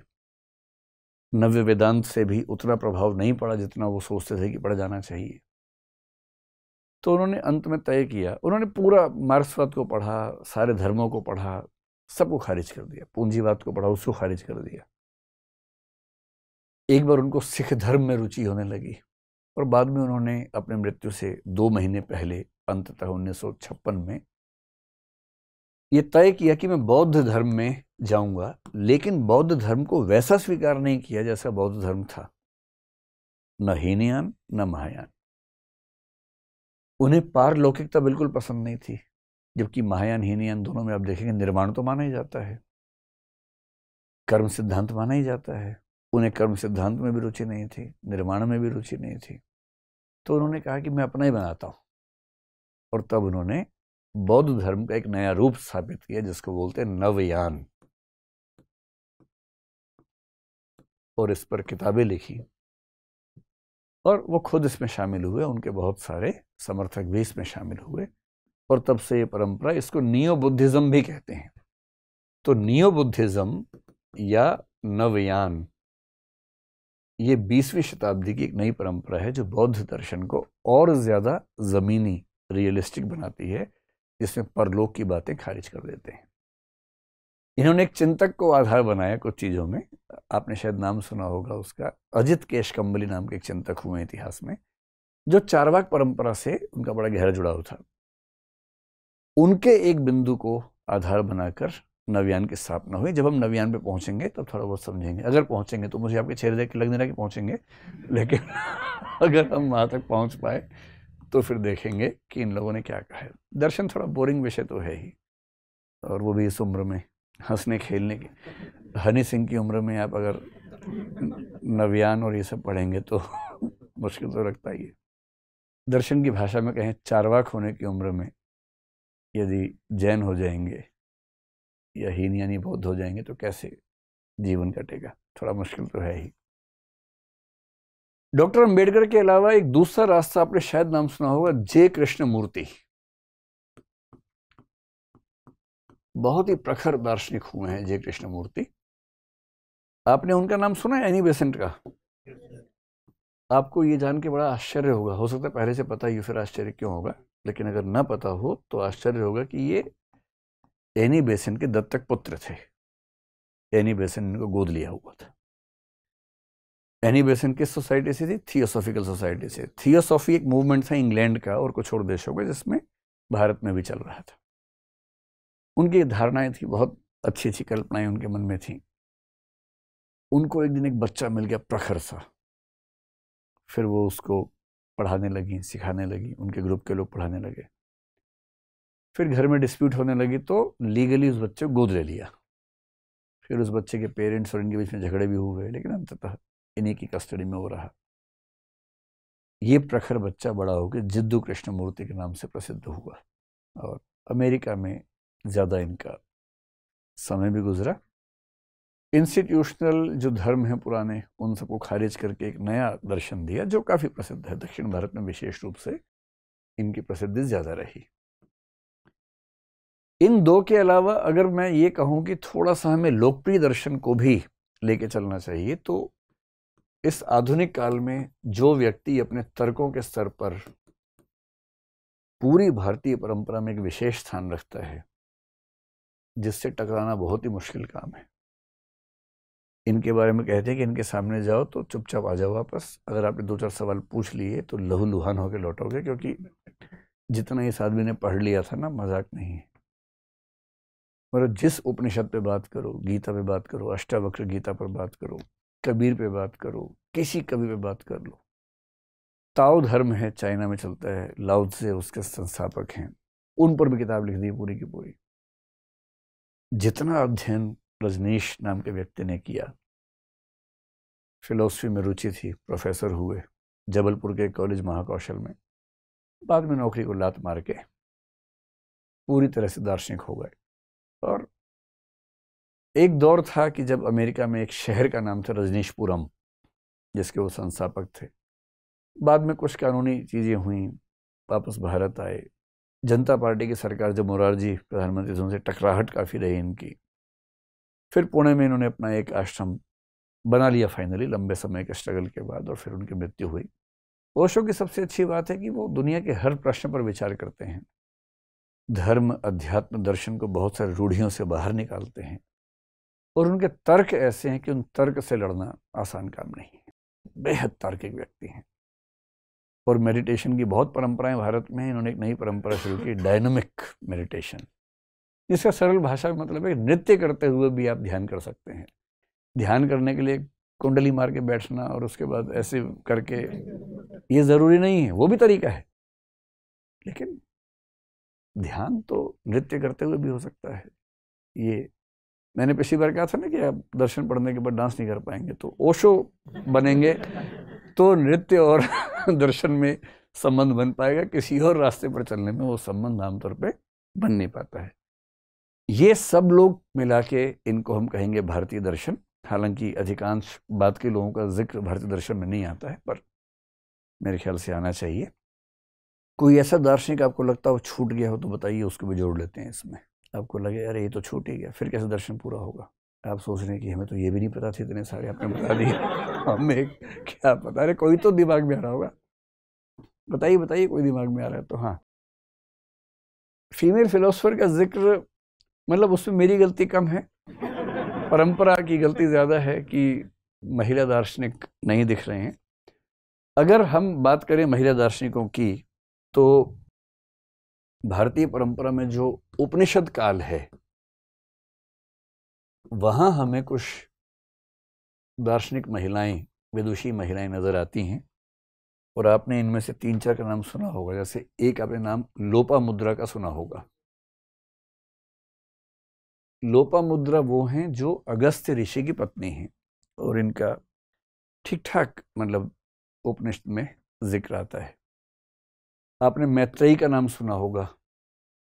मैत्रेयी का जिक्र आता है बृहदारण्यक उपनिषद में। ये याज्ञवल्क्य ऋषि की पत्नी थी और विदुषी थी, और इनके बीच के डिस्कशंस के माध्यम से जो बृहदारण्यक उपनिषद है उसमें डेवलपमेंट दिखाई पड़ती है। गार्गी एक विदुषी महिला थी, इनका जिक्र भी बृहदारण्यक उपनिषद में दिखाई पड़ता है। एक नाम घोषा नाम की महिला हैं, उनका जिक्र उपनिषद में दिखता है। दुख की बात है कि भारतीय परंपरा में उपनिषद के बाद से महिलाओं की जो पार्टिसिपेशन है, भूमिका है, वो नहीं के बराबर दिखती है। मतलब मैं बताना भूल गया से ज़्यादा है कि है ही नहीं, मैं कहाँ से लेके आऊँ। अब इसकी वजह क्या हो सकती है? मेरे ख्याल से तो इसकी वजह ये है कि महिलाओं की हिस्सेदारी सामाजिक, राजनीतिक, आर्थिक जीवन में हर जगह ही कम है, तो यहाँ भी कम है। विज्ञान में भी कम है, दर्शन में भी कम है, समाजशास्त्र में नहीं है, हर जगह नहीं है, पॉलिटिक्स में नहीं है, तो यहाँ भी नहीं है। और इसकी वजह ग्लास सीलिंग है, शीशे की दीवार जो दिखती नहीं पर होती है। तो क्योंकि उनको आमतौर पर घर के कामों में ही सीमित रखा गया, तो उनको बहुत स्कोप मिला नहीं, और गैप इतना बड़ा है कि उस गैप को भरना आसान काम है नहीं। अब उम्मीद कीजिए कि अब नए जो दर्शन उभरेंगे, पश्चिम में जैसे फेमिनिज्म और कई दर्शन उभरे हैं, उनमें महिलाओं की भूमिका अच्छी खासी है, लेकिन पश्चिम में भी कुल मिला की हालत ऐसी ही है। दुनिया के इतिहास में सबसे पहली दार्शनिक महिलाएं भारत में ही दिखेंगी आपको, यही महिलाएं हैं। इसकी वजह है कि पश्चिम का दर्शन शुरू 6th सेंचुरी BC में हुआ है, ये उससे पहले हो गई हैं, तो सीधी सी बात है कि पहले तो यही दिखेंगी। लेकिन हाँ, कम है, भारत में दर्शन में महिलाओं की भूमिका, हिस्सेदारी अभी कम है। साहित्य हम पढ़ते हैं, साहित्य में भी कमी है। एक मीराबाई हमें दिखती है मध्यकाल में, बाकी आधुनिक काल में महादेवी दिखती है। आधुनिक काल में फिर भी आपको 8-10 नाम दिख जाएंगे, लेकिन उसके पहले केवल एक नाम, मीराबाई।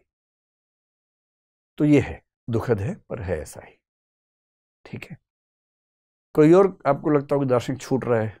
जी सर, जैसे आर्य समाज के जो संस्थापक हैं, हाँ, उन्होंने एक स्लोगन दिया कि वेदों की ओर लौटो। हाँ, तो उस समय पे तो चल रहा था कि नियो वेदांत का चल रहा था, तो उन्होंने मतलब वेदों की ओर लौटो, इसको हम कैसे रिलेट कर सकते हैं कि नेशनलिज्म और इक्वालिटी पे? नेशनलिज्म उनके यहाँ है। ये कह रहे हैं कि स्वामी दयानंद सरस्वती ने वेदों की ओर लौटो कहा, इसको हम कैसे लिंक कर सकते हैं नेशनलिज्म और सोशल इक्वालिटी से। अगर आप आर्य समाज की स्थापनाएं देखेंगे, उसके 10 नियम देखेंगे और बाकी स्थापनाएं देखेंगे, तो आर्य समाज एक तो तर्क पर बहुत बल देता है, तार्किक बहस पर। आर्य समाज जाति व्यवस्था को पूरी तरह खारिज करता है, और जाति व्यवस्था खारिज होने का मतलब ही है कि आपने इक्वालिटी पर बात कर दी है। आर्य समाज में जेंडर इक्वालिटी पर ठीक ठाक स्ट्रेस है। लड़कियों की शिक्षा को लेकर आर्य समाज काफ़ी प्रोग्रेसिव स्टेप लेता रहा है। इसलिए ऐसे कई पैरामीटर्स आपको देखेंगे जहां उनका सोशल प्रोग्रेसिवनेस प्लस नेशनलिज्म। पर यह है कि उस समय के नेशनलिज्म और नियो हिंदुइज्म, नियो वेदांत में यह था कि क्रिश्चियनिटी और इस्लाम से थोड़ा सा डिस्टेंस बनाने की बात रहती थी। तो आर्य समाज में भी है, क्रिश्चियनिटी से, इस्लाम से गैप है। हाँ, जो डीएवी की परंपरा है, दयानंद एंग्लो वैदिक, वो वही है कि हम अंग्रेजी की परंपरा भी लेंगे, वैदिक भी लेंगे, और पढ़ाई लिखाई में ज़्यादा डेवलपमेंट्स करेंगे, आप कह सकते हैं। एक मोटी मोटी बात मान के चलते हैं कि पूरा भारतीय दर्शन का डेवलपमेंट हमने समझा। अब एक छोटा सा पक्ष ये समझते हैं कि अगर इस पूरे के पूरे प्रोसेस में कई हजार साल के प्रोसेस में अगर आपको कॉमन ट्रेंड्स देखने हो, ऐसी कौन सी चीजें हैं जो आम तौर पर भारतीय दर्शन में आपको दिख जाती हैं, वो कॉमन ट्रेंड्स क्या हैं, और क्या वो कॉमन ट्रेंड्स केवल भारत में ही दिखते हैं या भारत के बाहर के दर्शन में भी उनका जिक्र कहीं कहीं दिख जाता है? तो 5-6 शब्द उनका मोटा मोटा मतलब समझ लीजिए, फिर जब कोई दर्शन पढ़ेंगे उस पर ठीक से विस्तार में बात करेंगे कि उसकी क्या वैल्यू होती है। जैसे आपने एक शब्द सुना होगा, थियरी ऑफ कर्मा, जिसको हम बोलते हैं कर्म सिद्धांत। सुना है आप लोगों ने कर्म सिद्धांत क्या होता है? कर्म सिद्धांत का सिंपल सा मतलब क्या है कि आप जो करेंगे वो आपके साथ होगा। अभी जो हो रहा है वो भी किसी किए हुए के बदले ही हो रहा है, और कल को जो होगा वो आज जो कर रहे हैं उसके बदले होगा। इसको बोलते हैं कर्म सिद्धांत। कर्म सिद्धांत की धारणा हमारे उपनिषदों से आनी शुरू हो गई है, और बहुत इंटरेस्टिंग बात है कि पूरे भारत के 9 दर्शनों में एक को केवल छोड़ दें, और जब जब मैं बोलूं एक को छोड़ दें तो वो एक कौन सा छूटेगा? चार्वाक। चार्वाक को छोड़ दीजिए, बाकी 8 दर्शन, यहां तक कि बौद्ध भी, जैन भी, जो नास्तिक दर्शन है वो भी, सिख धर्म भी पूरी तरह से कर्म सिद्धांत को मानते हैं। और कर्म सिद्धांत का एक बेसिक मतलब ये है कि जो हमारे कर्म होते हैं वो 3 प्रकार के होते हैं। उनको 3 में डिवाइड करते हैं, शायद आपने नाम सुना हो। एक होता है संचित कर्म, एक होता है प्रारब्ध कर्म, और एक होता है संचीयमान। ये 3 तरह से हम क्लासिफिकेशन करते हैं कर्मों का। इसका मतलब क्या है? समझ लीजिए कि कर्म हमारे इकट्ठे होते जा रहे हैं, कर्मों का फल मिलने का एक फेज आता है, एक ग्रुप ऑफ कर्म एक साथ उनका फल मिलना शुरू होता है। प्रारब्ध कर्म वो हैं जिनका फल मिल रहा है एट प्रेजेंट। तो अभी की आपकी जिंदगी कैसी चल रही है, ये आपके प्रारब्ध से तय होता है। इसलिए आपने कहीं कहीं सुना होगा बड़े बूढ़ों से कि प्रारब्ध ही ठीक नहीं है तो क्या करें। तो प्रारब्ध का मतलब हमारे वो कर्म जिनका फल अभी इस समय मिल रहा है। संचित वो हैं जो संचित हैं, कलेक्टेड हैं, पर अभी फल मिलना शुरू नहीं हुआ है, येट टू स्टार्ट। यानी आज से 5 साल के बाद आपके साथ जो होने वाला है वो कौन से कर्मों से तय होगा? संचित। संचित कौन से? जो आमतौर पर पिछले जन्म में किए होंगे, या इस जन्म की शुरुआत में किए होंगे, लेकिन अभी फल मिलना शुरू नहीं हुआ है उसका, वो भी संचित हैं। जिनका शुरू हो गया वो प्रारब्ध हैं, और प्रारब्ध आज से 5 साल पहले क्या थे? संचित थे, अब वो प्रारब्ध हो गए हैं। और जो कर्म अभी आप कर रहे हैं, इस जीवन में कर रहे हैं, जिनका फल बाद में मिलेगा, तो ये प्रेजेंट कर्म है। अभी जो आप कर्म कर रहे हैं, जैसे भी क्लास में बैठ के सो रहे हैं, तो इसका फल कब मिलेगा? बाद में मिलेगा। अगले जन्म में आप टीचर बनेंगे, मैं स्टूडेंट, फिर मैं सोऊंगा क्लास में बैठ के, और आपको पढ़ाते हुए तनाव होगा कि ये सो क्यों रहा है। हर चीज़ का हिसाब होना है, ध्यान रखिए, हर चीज़ का हिसाब होना है। तो ध्यान रखना है, जो आप कर रहे हैं ना, उसका हिसाब बराबर होकर रहेगा। और कर्म सिद्धांत के 2 नियम माने जाते हैं। एक होता है कृत प्रणाश, ऐसा नहीं हो सकता, यानी जो किया है उसका नाश नहीं हो सकता जब तक फल ना मिले। आपका किया हुआ कर्म आपको फल दिए बिना नष्ट हो नहीं सकता, इसको बोलते हैं कृत प्रणाश। और एक होता है अकृतम उपगम, जिसका मतलब है कि जो आपने किया नहीं उसका फल आपके पास आ नहीं सकता।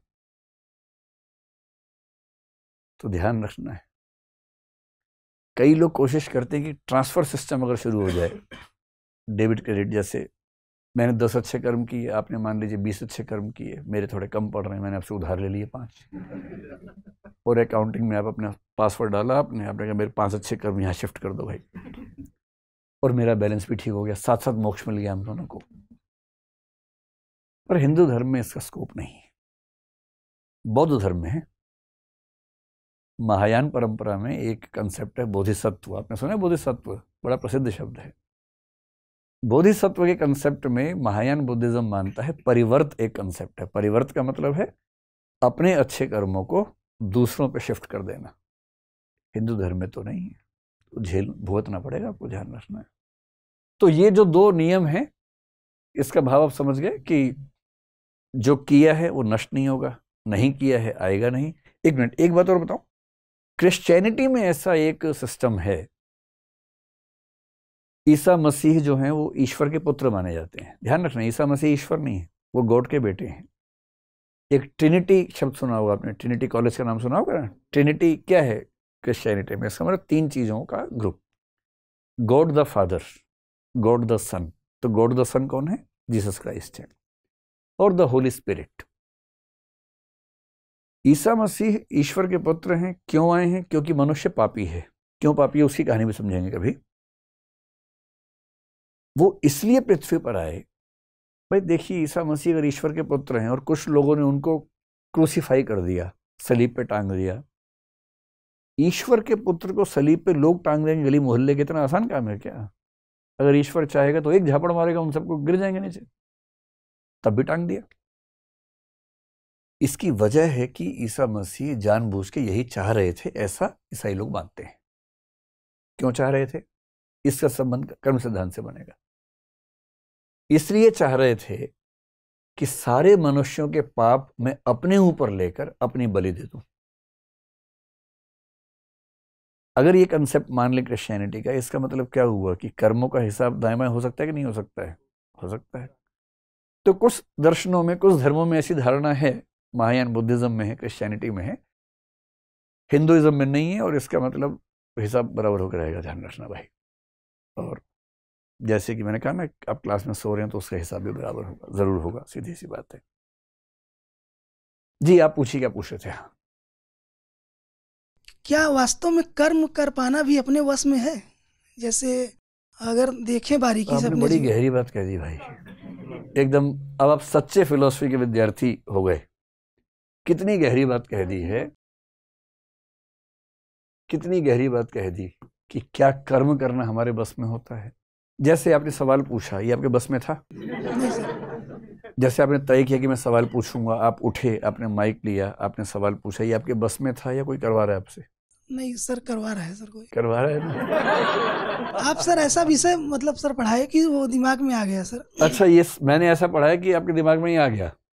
हाँ, लेकिन दिमाग में तो कईयों के आया होगा, पर उठे आप, ये किसने तय किया? आप एकदम ठीक सवाल कर रहे हैं। 2 शब्दों पे गौर कर लीजिए। एक शब्द है डिटर्मिनिज्म और एक शब्द है फ्री विल। ये फिलॉसफी की दुनिया की सबसे गहरी डिबेट यही है, सबसे गहरी डिबेट। डिटर्मिनिज्म को हिंदी में बोलते हैं नियतिवाद, और फ्री विल को बोलते हैं संकल्प स्वातंत्र या स्वतंत्र संकल्प कह लीजिए, टेक्निकली संकल्प स्वातंत्र कहते हैं। इसका मतलब पता है क्या है? इसका असली मतलब यह है कि मैं कुछ भी करता हूं तो दरअसल वो मैं खुद करता हूं या मुझसे करवाया जाता है। जैसे मैंने आपसे कहा था कि एक संभावना है कि ये दुनिया एक वीडियो गेम हो और कोई पीछे से खेल रहा हो हमारे साथ। अगर कोई पीछे से खेल रहा है तो हम जो कुछ भी कर रहे हैं हम नहीं कर रहे, वो हो रहा है। टेक्निकली अगर आप बहुत अंदर जाएंगे तो दुख की बात है कि ज्यादा मजबूत तर्क ये वाला साबित होता है। अगर आप शुद्ध तर्क के रास्ते पे आगे बढ़ेंगे, प्योर लॉजिक पे, जिसका मतलब है कि आपने जो सवाल पूछा वो आपने नहीं पूछा, किसी ने आपसे पूछवाया। वो किसी कौन है किसी को नहीं पता। लेकिन दिक्कत है कि इससे दुनिया चलेगी नहीं, जबकि नियतिवाद ज्यादा मजबूत विचार है, ठोस विचार है। इसे खारिज करना बड़ा मुश्किल काम है। कभी इस पर बात करेंगे विस्तार में। लेकिन दुनिया ठीक से चल सके इसलिए दुनिया के लगभग सारे धर्म जिस विचार को मानते हैं वो है संकल्प स्वातंत्र। फ्री विल का मतलब है हम अपनी इच्छा से फैसले करते हैं, हम अपनी इच्छा से स्टेप्स लेते हैं, कदम उठाते हैं। अगर ये ना माने तो किसी अपराधी को सजा दे ही नहीं सकते, क्योंकि उसने तो किया ही नहीं बेचारे ने, किसी ने करवाया है। किसी अच्छा काम करने वाले को पुरस्कार नहीं दे सकते क्योंकि उसने तो नहीं किया है, किसी ने करवा दिया उससे। और फिर हम सबकी हैसियत कठपुतलियों वाली हो जाएगी जिनके धागे किसी और के हाथ में। इस चीज को मान के चलना बड़ा मुश्किल लगता है। इसलिए दुनिया जिस सिद्धांत पे चलती है वो है फ्री विल, जिसका मतलब है कि आपने सवाल खुद पूछा है। लेकिन दर्शन में कुछ लोग, जैसे एक आदमी का नाम है शोपेनहावर, जर्मनी का दार्शनिक है, 18th-19th सेंचुरी का, दुनिया का सबसे बड़ा दुखवादी निराशावादी दार्शनिक है, पेसिमिस्ट आदमी है, फिलोसॉफिकल पेसिमिज्म कहते हैं। उसने यहां तक कहा कि सबसे खुशनसीब वो हैं जो पैदा ही नहीं हुए, नंबर 2 पे वो हैं जो पैदा होते ही मर गए, और सबसे बदनसीब वो हैं जो जिंदा रहने को बाध्य हैं, जैसे मैं। इतना दुखी था वो इस दुनिया से। और उसने ये बात की, जो वाक्य आपने बोला ना, वो वाक्य उसने बोला, और एल्बर्ट आइंस्टीन ने कोट किया उस वाक्य को। क्या वाक्य था? मनुष्य वह कर सकता है जो वह चाहता है, पर वह यह चाह नहीं सकता कि वह क्या चाहे। आप चाह नहीं सकते, कर तो लेंगे। आपके मन में क्या इच्छा आएगी वो भी आपके बस में नहीं है। Man can do what he will but can not will what he will. ये उसका वाक्य है, अल्बर्ट आइंस्टीन ने इसको कोट किया एक बार। तो आपका सवाल गहरा है, लेकिन अभी फिलहाल ये मान के चलिए कि आप जो कर रहे हैं आप ही कर रहे हैं, उसमें जीवन ज्यादा आसान रहेगा, वरना कमंडल वाला भाव मन में जल्दी आ सकता है। तो पहली बात हुई कर्म सिद्धांत। हाँ, नमस्कार सर। नमस्कार। मेरा नाम श्यामवीर है। विशेषतः भारतीय दर्शन परंपरा से मैं पूछना चाहता हूँ कि नास्तिकों के लिए त्रय दर्शन आ गया, चारवाक, जैनिज्म, बौद्धिज्म। आस्तिकों के लिए षट दर्शन आ गया। कुछ लोग ऐसे भी हैं समाज में, जैसे मैं हूँ खुद, मैं अपने आप को उदासीन मानता हूँ। मैं दोनों ही कैटेगरीज से बिलोंग नहीं कर पा रहा हूँ, रिलेट नहीं कर पा रहा हूँ। एक सर्टेन एज के बाद जब आर्गूमेंटेटिव बिहेवियर डेवलप हुआ तो मैं स्लाइटली उदासीनता की तरफ चला गया, एग्नोस्टिक बन गया। क्या भारतीय दर्शन परंपरा में मेरे जैसे लोगों के लिए कुछ कहा गया है? अज्ञेयवाद नाम से या एग्नोस्टिसिज्म नाम से ऐसा दर्शन तो नजर नहीं आता, लेकिन उपनिषदों में ऐसे कुछ कथन आते हैं जिससे लगता है कि एग्नोस्टिसिज्म भी माना जा सकता है। अगले सेशन में हम लोग चारवाक को पढ़ेंगे। चारवाक पढ़ते हुए मैं 5-6 परंपराओं का जिक्र करूंगा, जिसमें से एक परंपरा उदासीनता का जिक्र करती है। थोड़ा सा है, बहुत ज्यादा नहीं है, लेकिन हाँ एक हल्का फुल्का ट्रेंड दिखता है। नहीं तो बनाइए ना, अगली क्लास में आपका नाम भी बोल देंगे। सर, लेकिन जब मैं बौद्धिज्म का थोड़ा बहुत पढ़ रहा था तो उसमें जो 10 अव्यक्ता नहीं आते हैं, वहाँ जब एक प्रश्न पूछा जाता है ईश्वर है कि नहीं, या आत्मा के बारे में, हाँ, तो वो जब कह रहे हैं कि बौद्ध मैं बता नहीं पाऊंगा और अब बताऊंगा तो आप समझ नहीं पाएंगे, तो वहाँ मुझे थोड़ी सी उदासीनता इस तरह का कुछ समझ में आता है। उसमें ना दूसरे वाला कथन ज्यादा महत्वपूर्ण है जो आपने बोला। बुद्ध ने प्रश्नों का जवाब नहीं दिया, उन्हें अव्याकृत कहते हैं, अव्याक्तानी भी कहते हैं। अव्याकृतानि या अव्याकृत का मतलब ये नहीं है कि बुद्ध को उनका उत्तर नहीं पता। इसका मतलब है कि उनका उत्तर व्याकरण की भाषा में, ग्रामर की लैंग्वेज में बयान नहीं किया जा सकता। तो वहां नॉलेज का क्राइसिस नहीं है, एक्सप्रेशन का क्राइसिस है कि उनको कहा नहीं जा सकता। क्यों नहीं कहा जा सकता, इसका जवाब बुद्धिज्म पढ़ते हुए मिलेगा। इसका जवाब नागार्जुन ने माध्यमिक शून्यवाद में बड़े अच्छे तरीके से दिया है। चतुष्कोटि न्याय एक शब्द है, उसके आधार पर इसकी व्याख्या होती है। तो वो अज्ञेयवाद की तरफ संकेत नहीं है, एग्नोस्टिसिज्म की तरफ, वो तो एक्सप्रेशन ना हो पाने का संकेत ज्यादा है। ठीक है, आप लोग तो ठीक ठाक फिलोसफी टाइप के लोग लग रहे हैं, ऐसे इतने खतरनाक सवाल पूछ रहे हैं। मुझे बताया गया था कि बहुत मासूम लोग आए हुए हैं, लेकिन धारणा गलत साबित हो रही है। चलिए, कर्म सिद्धांत के बाद 3-4 चीजें और हैं, फिर सवाल पूछ लीजिएगा। कर्म सिद्धांत को जब मान लिया तो भारतीय परंपरा के लिए, उपनिषदों के लिए बहुत जरूरी हो गया कि हम आत्मा को माने, क्योंकि कर्म सिद्धांत का मतलब यह है कि फल मिलेगा जरूर। अब सवाल है कि फल दें किसको। मान लीजिए कि एक आदमी एक्स ने वाई को जोर से थप्पड़ मारा और जब तक इसको हिसाब मिलता इसकी मृत्यु हो गई, बिना हिसाब मिले मर गया। अब अगर बिना हिसाब के कोई मर जाएगा तो हिसाब तो करना है ना भाई। कर्म सिद्धांत का मतलब है कि हिसाब होके रहेगा, सीधी सी बात है। और कई लोग ऐसे हैं जो पहले मर जाते हैं, खूब पाप किए, मौज कर रहे हैं जिंदगी में, और जब तक दंड मिलता, जेल जाते, उससे पहले मर गए, और मरे भी शान से एकदम। अब बाकी लोगों को शक होने लगता है कि अगर ऐसा है तो हम भी ऐसा कर लेते हैं फिर तो ये जरूरी है कि हिसाब इसका भी हो। तो हिसाब हो, इसके लिए एक धारणा पे सहमति बनी भारतीय दर्शन में। 9 में से 7 दर्शन आत्मा को मानते हैं, 2 नहीं मानते हैं। वो 2 कौन है? एक तो हमेशा चार्वाक, ध्यान रखिए, वो हमेशा असहमत रहता है, और दूसरा दर्शन है बौद्ध। बुद्ध ने आत्मा को नहीं माना, बुद्ध ने पुनर्जन्म को माना है, मोक्ष को माना है, आत्मा को नहीं माना है। ये बहुत ही मतलब अलग किस्म की धारणा है, बौद्ध दर्शन में मिलती है। तो आत्मा को लेकर भी धारणाएं सबकी अलग अलग, लेकिन मोटी मोटी धारणा समान है कि इस शरीर, भौतिक शरीर के अंदर एक ऐसी चीज है जो चेतन है, जो आत्मा है।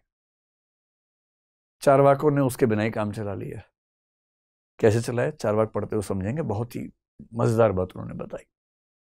बुद्ध ने कहा कि आत्मा नाम की वस्तु नहीं है, चेतना अपने आप एक प्रवाह में रहती है, स्ट्रीम ऑफ कॉन्शियसनेस है, उससे ही काम चल जाता है। बहुत इंटरेस्टिंग बात है कि न्याय, वैशेषिक और मीमांसा मानते हैं कि आत्मा मूल रूप से कॉन्शियस नहीं है, वो कॉन्शियस हो जाती है एक समय के बाद। तो आत्मा की धारणा को लेकर मतैक्य नहीं है, सहमति नहीं है, उससे बहुत अंतर है सब लोगों में। लेकिन एक मोटी मोटी बात भारतीय दर्शन मानी जाती है कि आत्मा है, और ये आत्मा अमर है, ये आत्मा नित्य है, मरती नहीं है। और इस आत्मा की धारणा सबसे स्पष्ट रूप में जिस पुस्तक में आती है वो कौन सी है? गीता है। पिछली बार भी जिक्र किया था, नैनम छिन्दन्ति शस्त्राणि नैनम दहति पावकः न चैनम क्लेदयन्त्यापो न शोषयति मारुतः। आत्मा नित्य है, अजर अमर है, इटर्नल है, परमानेंट है। न उसे शस्त्र काट सकते हैं, न उसे पानी गला सकता है, न उसे हवा सुखा सकती है। सबसे स्पष्ट शब्दों में आत्मा का जिक्र वहां आया है। तो आत्मा को लेकर एक विश्वास भारतीय परंपरा में सामान्य रूप से दिखता है। जब जब आत्मा की बात करेंगे आप उस बात को ध्यान रखिएगा कि आत्मा है। अगर मैं भारत के बाहर बात करूं तो दुनिया के जितने धर्म हैं वो सारे धर्म किसी न किसी रूप में आत्मा को मानते हैं। जैसे इस्लाम में रूह कह देते हैं, यहूदी भी आत्मा को मानते हैं, क्रिश्चियंस भी आत्मा को मानते हैं, वो सॉल कह देते हैं। लेकिन धारणाओं में थोड़ा बहुत अंतर रहता है, और भारत में आत्मा का विचार थोड़ा सा अलग किस्म का माना जाता है। भारत में आत्मा अमर होना नित्य है। सेमिटिक धर्मों में, सेमिटिक यानी यहूदी, ईसाईयत, इस्लाम, इनमें आत्मा नित्य नहीं है। नित्य नहीं है का मतलब क्या हुआ? एक कंसेप्ट समझते हैं। इन 3 धर्मों को ईश्वरवादी धर्म कहते हैं, थीस्टिक रिलीजन्स कहते हैं।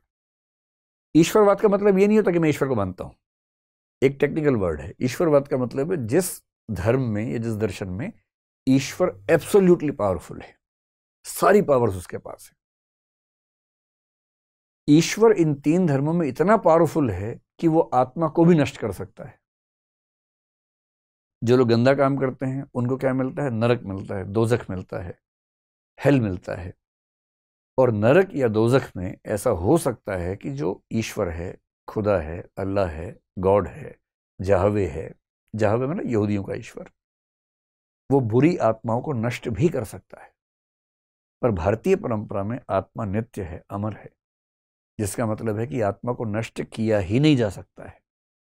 तो आत्मा यहाँ भी है, वहाँ भी है, अमर यहाँ भी है, पर वहाँ अमरत्व नहीं है। वहाँ जो स्वर्ग में है, जन्नत में है, वो अमर है, लेकिन जो जहन्नुम में है, दोजख में है, नरक में है, उनको नष्ट किया जा सकता है। ऐसी धारणा उन धर्मों में आती है। अब आत्मा के बाद एक तीसरा कंसेप्ट आया, पुनर्जन्म, और ये भारत के दर्शन में लगभग सब लोग मानते हैं, सब मानते हैं, एक को छोड़ के। वो एक कौन होगा? चारवाक। All except Charvaka.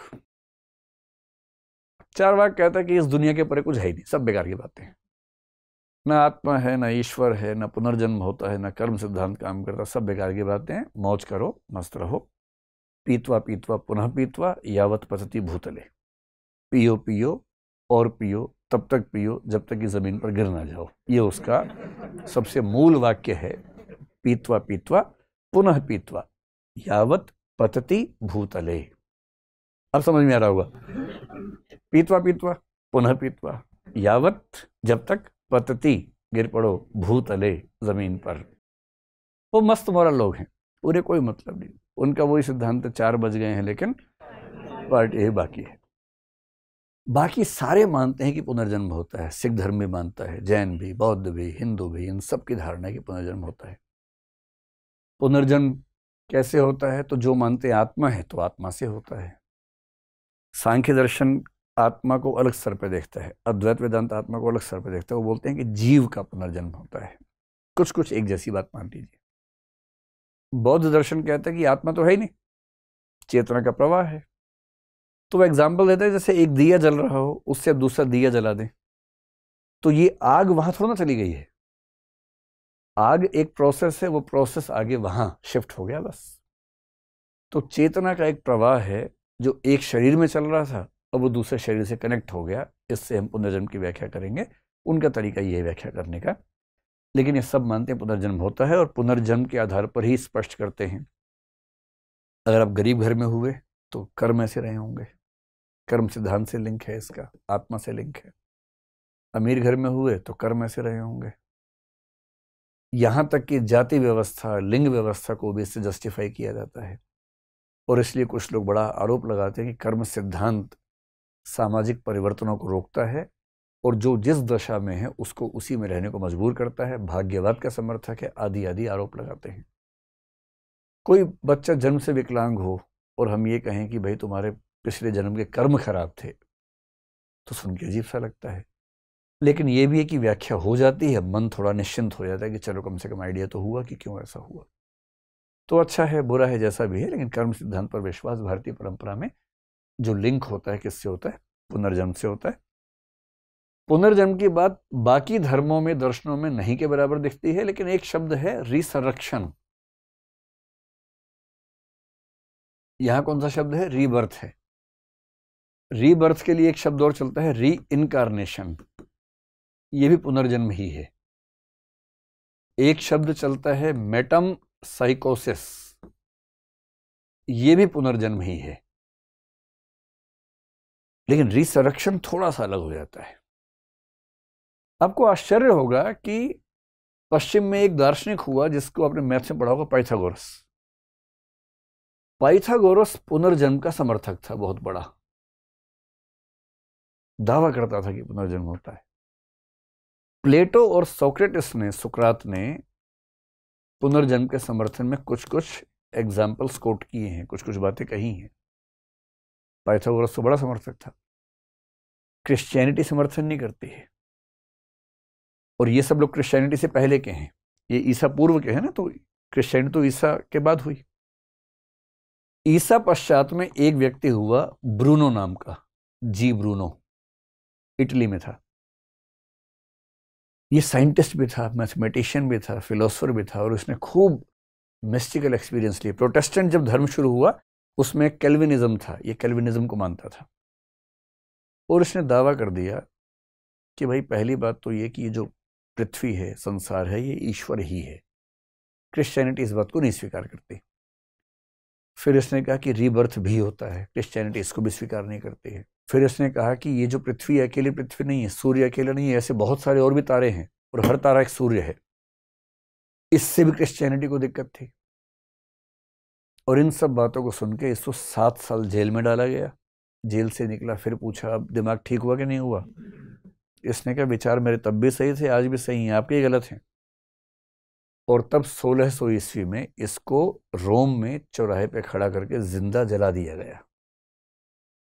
तो फ्रीडम ऑफ स्पीच जिसको बोलते हैं, फ्री स्पीच के लिए जो लोग शहीद हुए, सुकरात हुए जैसे ये हुए, इनका बड़ा सम्मान है उस परंपरा में।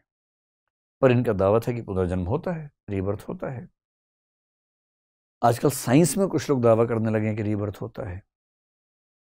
अगर आप साइंस में देखना चाहें तो साइकोलॉजी, साइकेट्री में एक ब्रांच है पैरासाइकोलॉजी, कभी इस पर विस्तार में समझेंगे। एक नाम कभी देखिएगा, प्रोफेसर इयान स्टीवेंसन नाम के आदमी हुए, वर्जीनिया विश्वविद्यालय में 40 साल तक रिसर्च करते रहे, 12 किताबें लिखी, जिनमें से एक किताब का नाम क्या है, 20 केसेस सजेस्टिव ऑफ री इनकारनेशन। हजारों केसेस, जो बच्चे दावा नहीं करते कि मुझे पिछले जन्म का याद आ गया, ऐसे हजारों केसेस को स्टडी किया, हर तरीके से खारिज करने का प्रयास किया, और अंत में 20 केसेस के बारे में लिखा कि भाई इन 20 मामलों में सारी तहकीकात के बाद भी मैं साबित नहीं कर पा रहा कि कुछ और है, मुझे लगता है कि पुनर्जन्म का संकेत है ये। 20 केसेस सजेस्टिव ऑफ री इनकारनेशन, जिससे सजेशन मिलता है कि री इनकारनेशन होता होगा, पुनर्जन्म होता होगा। बाद में इनको और मजा आने लगा, फिर एक और किताब लिखी। अब इन्होंने एक स्टडी की कि जो बच्चे विकलांग पैदा होते हैं या शरीर पे जो निशान होते हैं अलग अलग, क्या जन्म की विकलांगता और शरीर के निशानों का संबंध पुनर्जन्म से है। और तब एक किताब लिखी, where reincarnation and biology intersect. और इन्होंने साबित करने का प्रयास किया कि यदि किसी बच्चे के शरीर पे कुछ निशान हैं तो इनका या विकलांगता है, इसका संबंध भी पूर्व जन्म से हो सकता है। ऐसे केसेस स्टडी करके किताब लिखी, रिसर्च कर दी। और भी कई लोगों ने किया। कुछ लोग हिप्नोटिक तरीके से पास्ट रिग्रेशन में ले जाते हैं, हिप्नोसिस में, और साबित करते हैं। तो खूब डिबेट चल रही है, साबित कुछ भी नहीं हुआ, लेकिन डिबेट इस पर अच्छी खासी है। और इस बात की पर्याप्त संभावना है कि पुनर्जन्म एक वास्तविकता हो। भारतीय परंपरा में इसको लगभग सब लोग मानते हैं। ईसाई, यहूदी, इस्लाम धर्मों में पुनर्जन्म नहीं माना जाता है सैद्धांतिक रूप से, लेकिन इस्लाम में जो सूफी हैं, कुछ सूफियों ने मान लिया। यहूदी परंपरा में एक शब्द चलता है गिलगुल नाम से, तो गिलगुल का मतलब पुनर्जन्म जैसा कुछ होता है। तो कुछ कुछ यहूदी परंपराओं में ऐसा दिखता है। जो हजरत मूसा हैं, यहूदियों के सबसे प्रमुख प्रवर्तक जो माने जाते हैं, उनके बारे में कुछ लोग मानते हैं कि वो हर पीढ़ी में पुनर्जन्म लेते हैं। ईसा मसीह का आपको ध्यान होगा, जब ईसा मसीह को सूली पर टांगा गया, उसके तीसरे दिन वो फिर उठ खड़े हुए थे, है ना। गुड फ्राइडे को ऐसा हुआ, फिर ईस्टर के दिन वो उठ खड़े हुए। उसको बोलते हैं रिसरेक्शन। रिसरेक्शन का मतलब उसी शरीर में पुनः आ जाना। पुनर्जन्म का मतलब क्या है, किसी और शरीर में चले जाना। रिसरेक्शन, सरक मतलब उठना, पुनः उसी शरीर में चेतना जाए और उठ खड़ा हो। और इसलिए इन तीनों धर्मों में जब कोई मर जाता है उसको जमीन में गाड़ते हैं। विश्वास क्या है कि जब न्याय का दिन होगा, कयामत का दिन होगा, उस दिन उसी शरीर में चेतना लौटेगी और ये शरीर उठ खड़े होंगे। तो रिसरेक्शन की फिलॉसफी इन धर्मों में चलती है, लेकिन रीबर्थ नहीं है, मतलब वो बार बार जन्म लेंगे ऐसा नहीं है। एक ही जन्म है, उसी जन्म में जब मृत्यु होगी तो चेतना आके उसी शरीर को जीवित करेगी। चौथा विश्वास भारत में ये है कि जो जगत है वो दुखों से भरा हुआ है। ये भारतीय परंपरा में एक को छोड़ के, और एक आते ही कौन सा हो गया, चार्वाक। वो कह रहे दुख कहाँ है, बोतल लाओ सर जैसे कर्म की बात सुखी सुखी, उसके बाद पीतवा पीतवा, थोड़ा अगर बारीकी से हम गौर सुख सुख, उसे कोई दिक्कत ही नहीं है। क्या वास्तव में बाकी कर्म सब कर बेचारे पाना फिलोसफर भी हुए अपने पड़े वश हों, में कह रहे है? कि दुख ही दुख है। जैसे और अगर आपने अगर देखें बुद्ध बारीकी के से बारे में अपने पढ़ा हो कि बुद्ध ने 4 आर्य सत्य माने, 4 नोबल ट्रुथ माने। क्योंकि सर बुद्ध पूरा जब जीवन तो दार्शनिक सर हमारा हुए, ठीक सहयोगी से, तो रहता है। देखिए, बुद्ध एक राजा थे, राजकुमार थे। दुनिया का हर सुख भोग उनके पास था। उनकी कुंडली में लिखा था कि ये बच्चा सन्यासी बनेगा। तो पेरेंट्स उनके दबाव में थे बहुत ज़्यादा। पेरेंट्स चाहते हैं कि सन्यासी हो पर पड़ोस के घर में हो, नहीं सर, अपने घर में ना हो। आप तो उनके पिता ने सोचा कि क्या तरीका निकालें। तो शुद्धोदन उनके पिता का नाम था, शाक्य वंश के राजा थे। उन्होंने अपने बेटे को खुश रखने का हर तामझाम कर दिया, हर तरह का सुख, पकवान, मिठाई, ये वो, अच्छे दृश्य, अच्छे लोग आसपास सब। और जैसे ही वो युवक हुए, उनकी शादी करवा दी। तो उस समय की दुनिया की सबसे खूबसूरत लड़की से विवाह करवा दिया। उसका नाम यशोधरा था। ये सोच के कि ये बंधा रहेगा, सन्यासी नहीं बनेगा। बाद में बुद्ध को रियलाइज हुआ एक समय के बाद, वो 4 दृश्य देखने के बाद, जो हम कहते हैं ना कि एक मुर्दा देख लिया, एक बीमार देख लिया, एक भिखारी देख लिया, एक बूढ़ा देख लिया, वो लग गया कुछ है नहीं दुनिया में। और तब ये जो 25 से 30 के बीच की उम्र ना बड़ी घातक मानी गई है। इसी उम्र में लोग सन्यासी होते हैं पहली बार। तो वो 28 की उम्र में सन्यासी हुए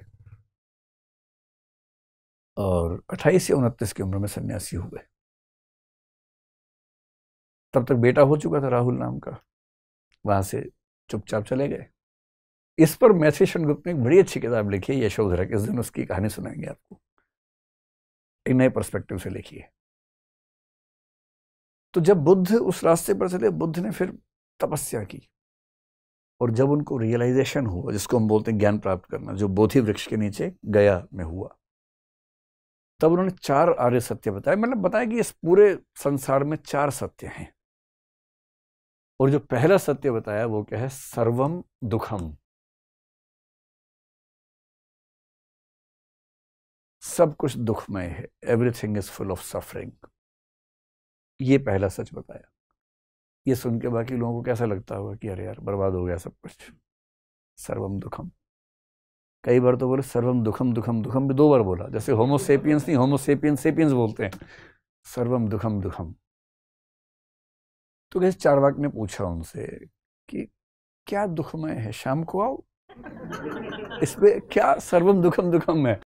भाई दुनिया में सुख भी तो है, सिर्फ दुख थोड़ा ना है। तो बुद्ध ने कहा देखो भाई, जो सुख है वो तो दुख से भी ज्यादा दुखद है। तो बोले ये कैसे? तो बोले देखो, सुख के साथ 3 समस्याएं हैं। पहला, उसे प्राप्त करने के लिए बहुत दुख झेलना पड़ता है। जैसे आप में जो बच्चे यूपीएससी की तैयारी कर रहे होंगे, कलेक्टरी का सुख मिलेगा, इसके लिए 3-4 साल पढ़ना पड़ता है। और पढ़ना तो दुखद ही है, जैसे भी क्लास में बैठना दुखद ही है ना? तो सुख की प्राप्ति के लिए बहुत दुख झेलने पड़ते हैं। पहली बात, सुख मिले ना मिले ये आशंका हमेशा रहती है ऊपर से। मान लीजिए सुख मिल गया, सुख मिलने के बाद हमेशा ये तनाव की हाथ से निकल ना जाए, फिर ये दुख रहता है। जैसे जो अकेले हैं उनका दुख क्या है कि वो अकेले हैं, जो साथ में हैं उनको तनाव है कि साथ बना रहे।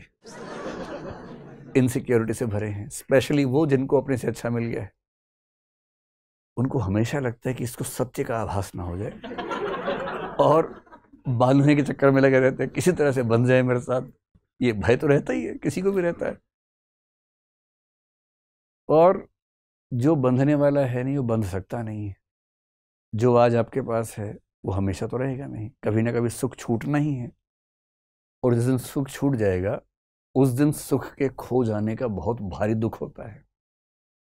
आईएएस जिस दिन रिटायर होता है ना, उसके अगले दिन सुबह का जो दुख होता है, उससे एक दिन पहले वो छींकता भी है तो दूसरे लोग आ जाते हैं, राज्य सरकारें उठ जाती हैं कि छींका है आईएएस। सेक्रेटरी छींका दिल्ली में, भाई राज्य सरकार में बवाल मच जाता है, छींक आई है दिल्ली से। अगले दिन वो छींक भी रहा है, खांस भी रहा है, आसपास कोई कौवा भी नहीं आ रहा आसपास, क्योंकि अब सत्ता हाथ से निकल गई, पावर हाथ से निकल गई। अब तो पावर तो कुर्सी में थी, वो चली गई। ये दुख और घातक हो जाता है, डिप्रेशन हो जाता है उस समय। तो बुद्ध ने कहा कि जो सुख है ना, 3 लेवल का दुख है। प्राप्ति का दुख, संभालने का दुख, खोने का दुख।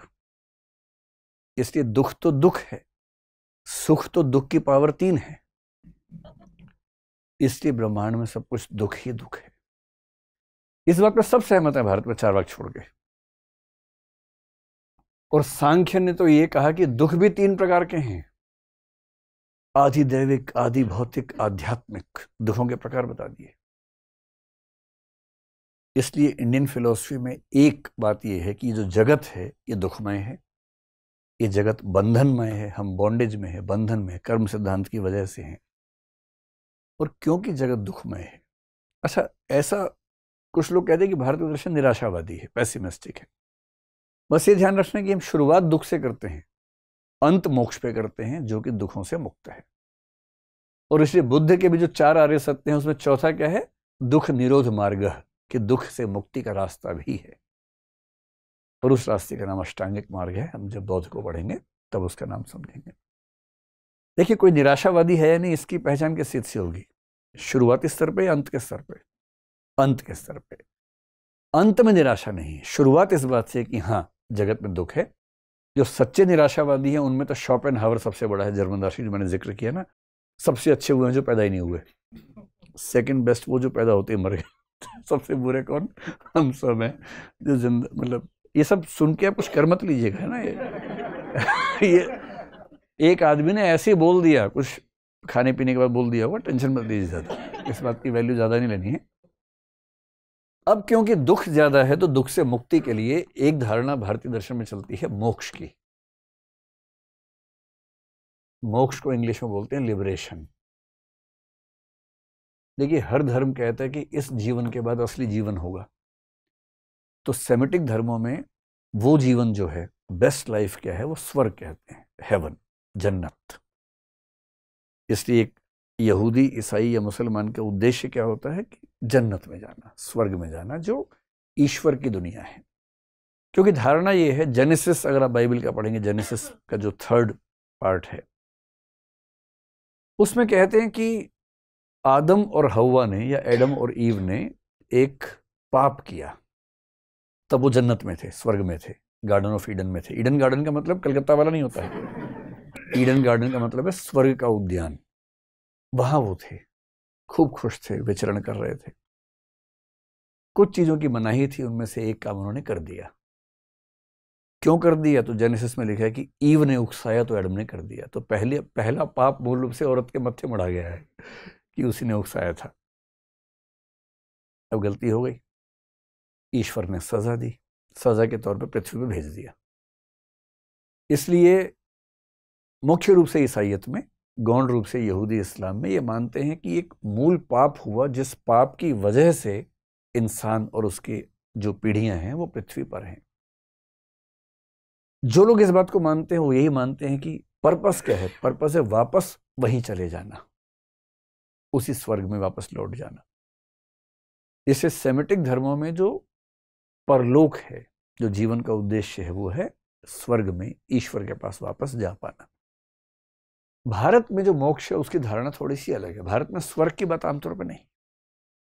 मीमांसा दर्शन में शुरुआत में हल्का सा जिक्र आता है, वैष्णव वेदांत में जरूर बैकुंठ लोक का जिक्र आता है जो स्वर्ग जैसा जैसा है।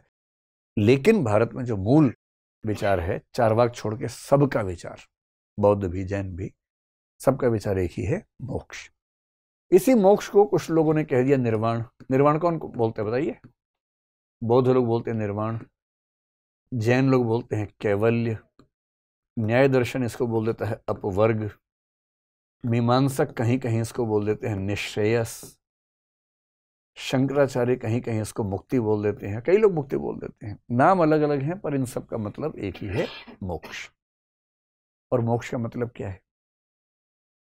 कुछ लोग मानते हैं दुख खत्म हो जाना मोक्ष है, कुछ मानते हैं परम आनंद मिलना मोक्ष है। ये अंतर क्या है समझेंगे।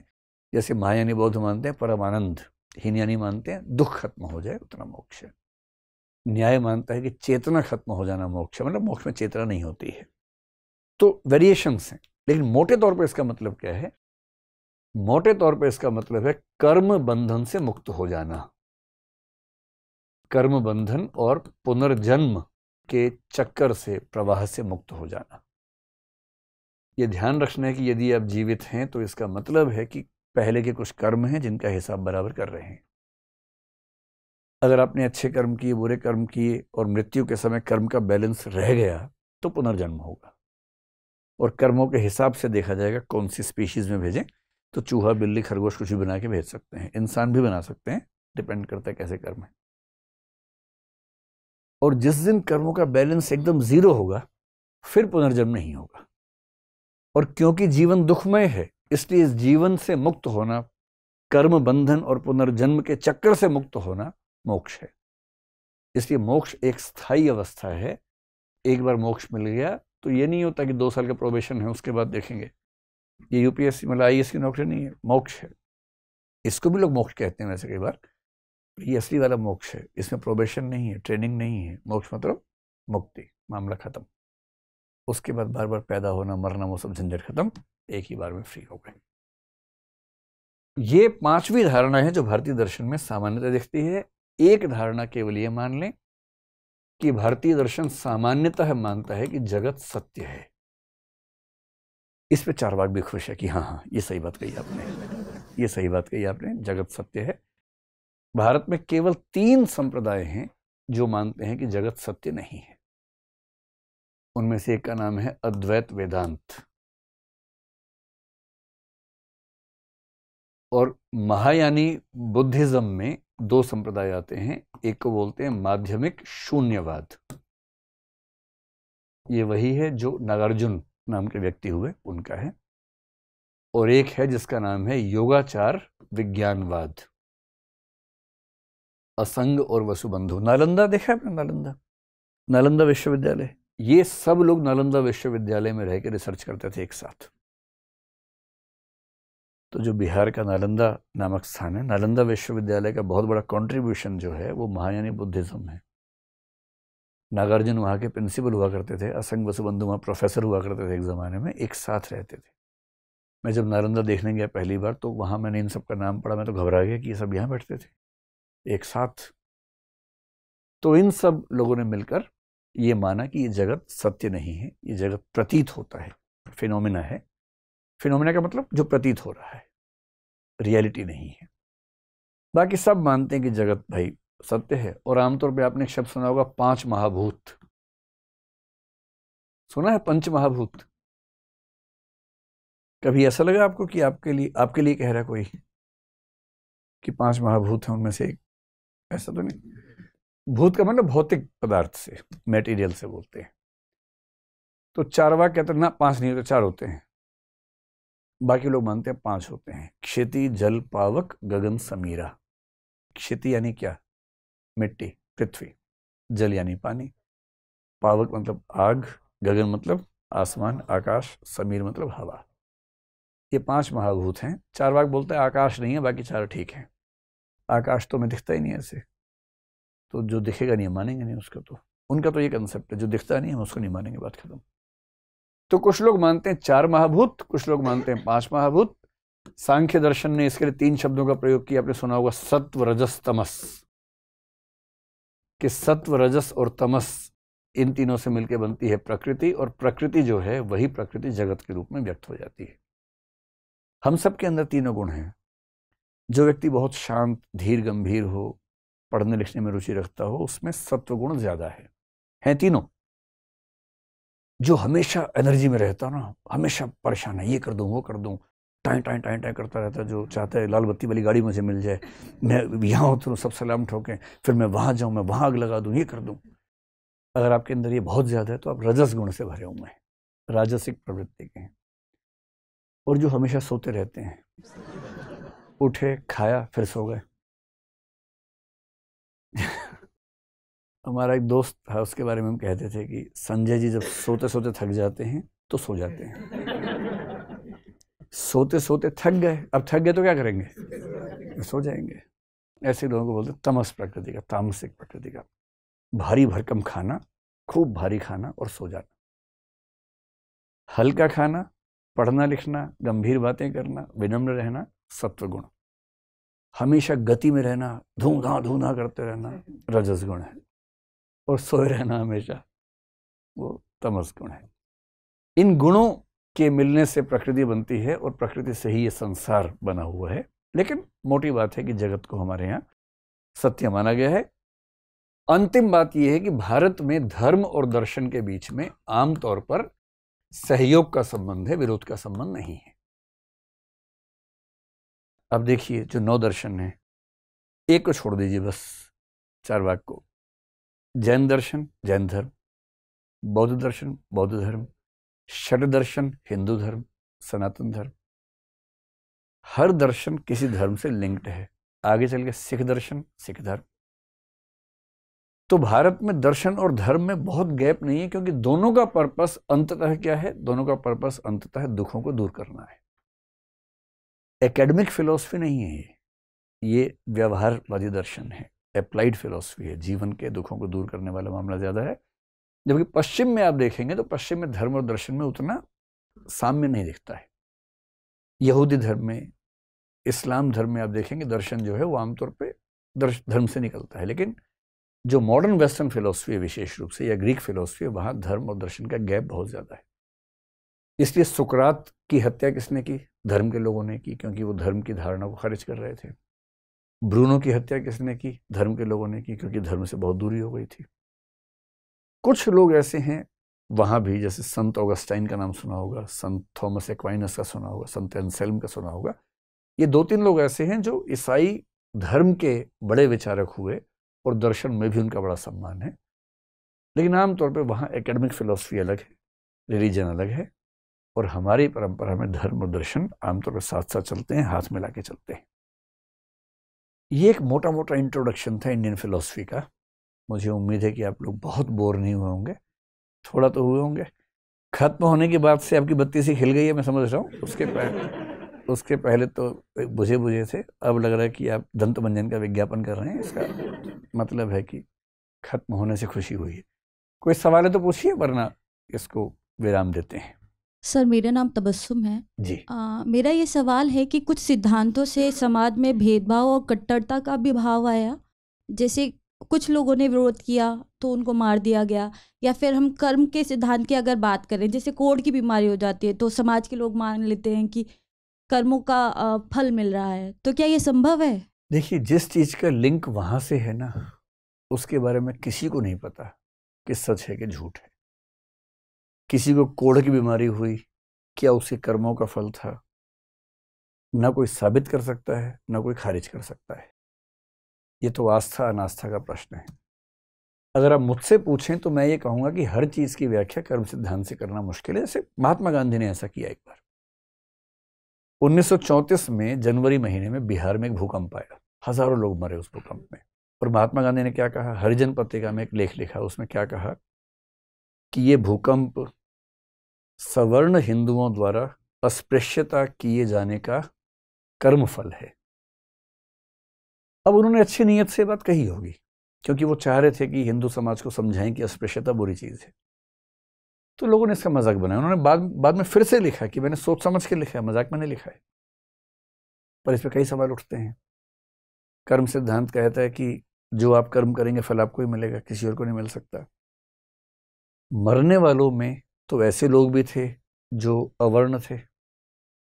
अगर ये केवल अस्पृश्यता करने वालों के कर्मों का फल था तो वो क्यों मरे जो अस्पृश्य थे? जब तार्किक सवाल सोचेंगे तो आप पाएंगे कि बहुत सारी व्याख्याएं लागू नहीं हो पाती हैं। मेरी निजी राय यह है कि हम हर दुर्घटना की व्याख्या कर्म सिद्धांत से ना करें, वरना एक दिक्कत ये आती है कि हमें समाज की हर बुरी चीज को भी जस्टिफाई करना पड़ेगा, और उससे फिर समाज का संचालन थोड़ा सा मुश्किल होगा। तो कर्म सिद्धांत एक मोटा मोटा सिद्धांत है जो ये कहता है कि हम गलत कर्म करेंगे तो फल जरूर मिलेगा, पर हर चीज पर एकदम मक्खी पे मक्खी बैठा के उसको लागू करने में संकट ज्यादा होगा, इसलिए उससे बचना चाहिए। बचेंगे तो बेहतर रहेगा। नमस्ते सर, मेरा नाम हेमंत है।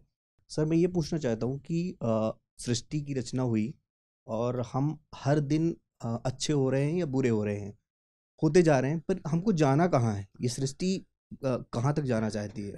यार, तुमने बड़ा खतरनाक सवाल पूछ लिया भाई। कह रहे हैं कि सृष्टि की शुरुआत से अब तक हम अच्छे हुए या बुरे हुए, और जाना कहाँ है? किसी को नहीं पता भाई। बुरी हुई कि अच्छी हुई, मेरे ख्याल से कई बिंदु हैं जो साबित करते हैं कि अच्छी हुई। हम लोग प्राचीन काल की तुलना में ज्यादा सभ्य हैं, ज्यादा समृद्ध हैं, तकनीक हमारे पक्ष में है। समता मूलक समाज पहले की तुलना में ज़्यादा है। आज महिलाओं को अधिकार मिलने शुरू हुए, पहली बार एनिमल राइट्स की बात होनी शुरू हुई। तो कई चीज़ें ऐसी हैं, और मानवाधिकार की बात आजकल हर जगह होती है। कई ऐसी चीज़ें हैं जो साबित करती हैं कि आज की दुनिया पहले की दुनिया से बेहतर है। लेकिन परमाणु युद्ध का खतरा भी आज ही है, केमिकल वेपन्स भी आज ही हो रहे हैं, पॉल्यूशन, प्रकृति के साथ छेड़खानी जितनी आज है उतनी कभी नहीं हुई। होमो सेपियंस ने बाकी स्पीशीज का जो जीवन मुश्किल कर दिया है उतना कभी नहीं हुआ था। तो जितने हम बेहतर हुए हैं उतने ही हम कुत्सित भी हुए हैं। दोनों बातें सही हैं। और जाना कहाँ है, ये एक प्रश्न अपने आप में है कि क्या इस दुनिया का कोई भी प्रयोजन है। और दर्शन बटा हुआ है, कुछ लोग मानते हैं प्रयोजन है, कुछ मानते हैं कुछ प्रयोजन नहीं है। दुर्घटना से हम पैदा होते हैं, दुर्घटना से हम मरते हैं, इतना ही जीवन है। कुछ लोग ऐसा मानते हैं, पर ऐसा मानने से निराशा आती है, वैराग्य आता है। तो ऐसा मानिए मत। आप मानिए कि एक विशेष प्रयोजन के लिए ईश्वर ने आपको भेजा है और आप उसको पूरा करने का प्रयास करें। ये मानने से दिल खुश रहता है। बात सच है झूठ है पता नहीं, लेकिन दिल खुश रहता है मानने से। ठीक। नमस्ते सर, मेरा नाम राजन शर्मा है जी सर। एक शेर है कि वरना सुकरात कब का मर गया होता, उस प्याले में जहर था ही नहीं। ये लाइन चेंज करो, पहली लाइन दूसरे वाली है, उस प्याले में जहर था ही नहीं वरना सुकरात मर गया होता। सर मेरा प्रश्न ये है कि आपने जो पूछा कि मॉडर्न अभी आधुनिक समय में कोई बहुत बड़ा चिंतक दार्शनिक नहीं हो रहा है, तो कहीं ऐसा तो नहीं लग रहा है कि हर दौर में मारे जाने का खतरा होता है, इस दौर में मारे जाने का खतरा ज़्यादा है? थोड़ा बहुत खतरा तो हर दौर में होता है, लेकिन भारतीय परंपरा में सबसे अच्छी बात है कि यहाँ शास्त्रार्थ की परंपरा सबसे समृद्ध रही, जो एक ज़माने में एथेंस में भी थी। एक ज़माने में, हालांकि उसी ज़माने में सुकरात की हत्या हुई थी, लेकिन तब भी आप देखेंगे कि भारतीय परंपरा इस मामले में सबसे समृद्ध है कि यहाँ धार्मिक मतभेद के चलते हत्याएं आमतौर पर शास्त्रार्थ वाले मामले में, दर्शन की बात करें तो नहीं के बराबर दिखेंगी। जिन समाजों में धार्मिक और दार्शनिक चर्चाओं की आज़ादी नहीं है, वहाँ दर्शन का विकास कभी नहीं हो सकता, ना विज्ञान का हो सकता है। जहाँ चिंतन की आज़ादी ज़्यादा है, वहाँ दर्शन विज्ञान दोनों का विकास ज़्यादा होगा। और हम इस मामले में खुश नसीब हैं कि हमारे यहाँ कम से कम ये स्कोप ज़्यादा है। लेकिन ये तो चिंता की बात तो है, कई समाजों में दिक्कत है। गुड इवनिंग सर, मेरा नाम तनु है। सर मेरा क्वेश्चन ये था, क्या हम ये बोल सकते हैं कि इंडियन फिलॉसफी एलिटिस्ट है नेचर में? कुछ लोग मानते हैं, लेकिन अगर आप देखें तो प्राचीन काल में चारवाक परंपरा जैसे उठी, जैन बौद्ध परंपराएं उठी, वो उस एलिटिज्म के विरुद्ध ही उठी थी। फिर जो महिला दार्शनिक उपनिषद काल में है, महिलाओं की उपस्थिति भी एलिटिज्म को चैलेंज ही करती है एक तरह से। आधुनिक काल में फिर जब हम देखते हैं, जब ओशो रजनीश हैं या डॉक्टर अंबेडकर हैं, ये भी उस एलिटिस्ट ट्रेडिशन से नहीं आते हैं।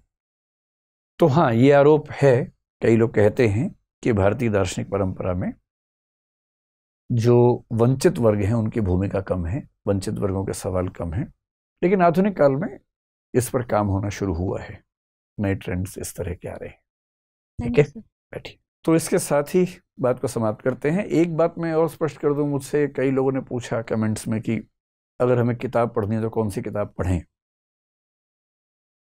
तो भारतीय दर्शन के लिए मैंने अभी किताबों की अलमारी उसमें से कुछ किताबें निकाली, तो धूल झाड़ के किताब निकाली जो 1998 में मैंने खरीदी थी। आज मैंने देखा, मैं जब भी किताब खरीदता हूँ उस पर अपना साइन करता हूँ और डेट लिखता हूँ जिस दिन खरीदता हूँ। तो जो किताब मुझे लगता है कि सबसे आसान है भारतीय दर्शन के लिए, सबसे आसान भी, बहुत आसान नहीं होती दर्शन की किताब, लेकिन सबसे आसान जो है वो है भारतीय दर्शन की रूपरेखा, जिसके लेखक हैं doctor professor Harendra Prasad Sinha, HP Sinha. English में पढ़ना हो तो a critical survey of Indian philosophy, Chandradhar Sharma या CD शर्मा। दोनों बुक्स छपी हैं मोतीलाल बनारसी दास प्रकाशन से, क्योंकि ये प्रकाशन फिलॉसफी की बुक्स में बहुत प्रामाणिक माना जाता है। तब तो वहीं से छपी थी, मेरे पास तो उसी ज़माने की हैं, अब पता नहीं कहाँ छप रही हैं, आप देख लीजिएगा। लेकिन फिर ये भी तो सवाल है, क्यों पढ़ेंगे, है ना? काम चल जाएगा यहीं पर, हम बातचीत करके सुलझा लेंगे। लेकिन पढ़ने का शौक हो तो मैंने नाम बता दिए, आप चाहे तो इन आसान बुक से पढ़ सकते हैं। तो इसके बाद चारवाक से शुरू करेंगे और वहीं से कई क्वेश्चन को समझते हुए आगे बढ़ेंगे। ठीक है, धन्यवाद, फिर मिलते हैं जल्दी। नमस्कार।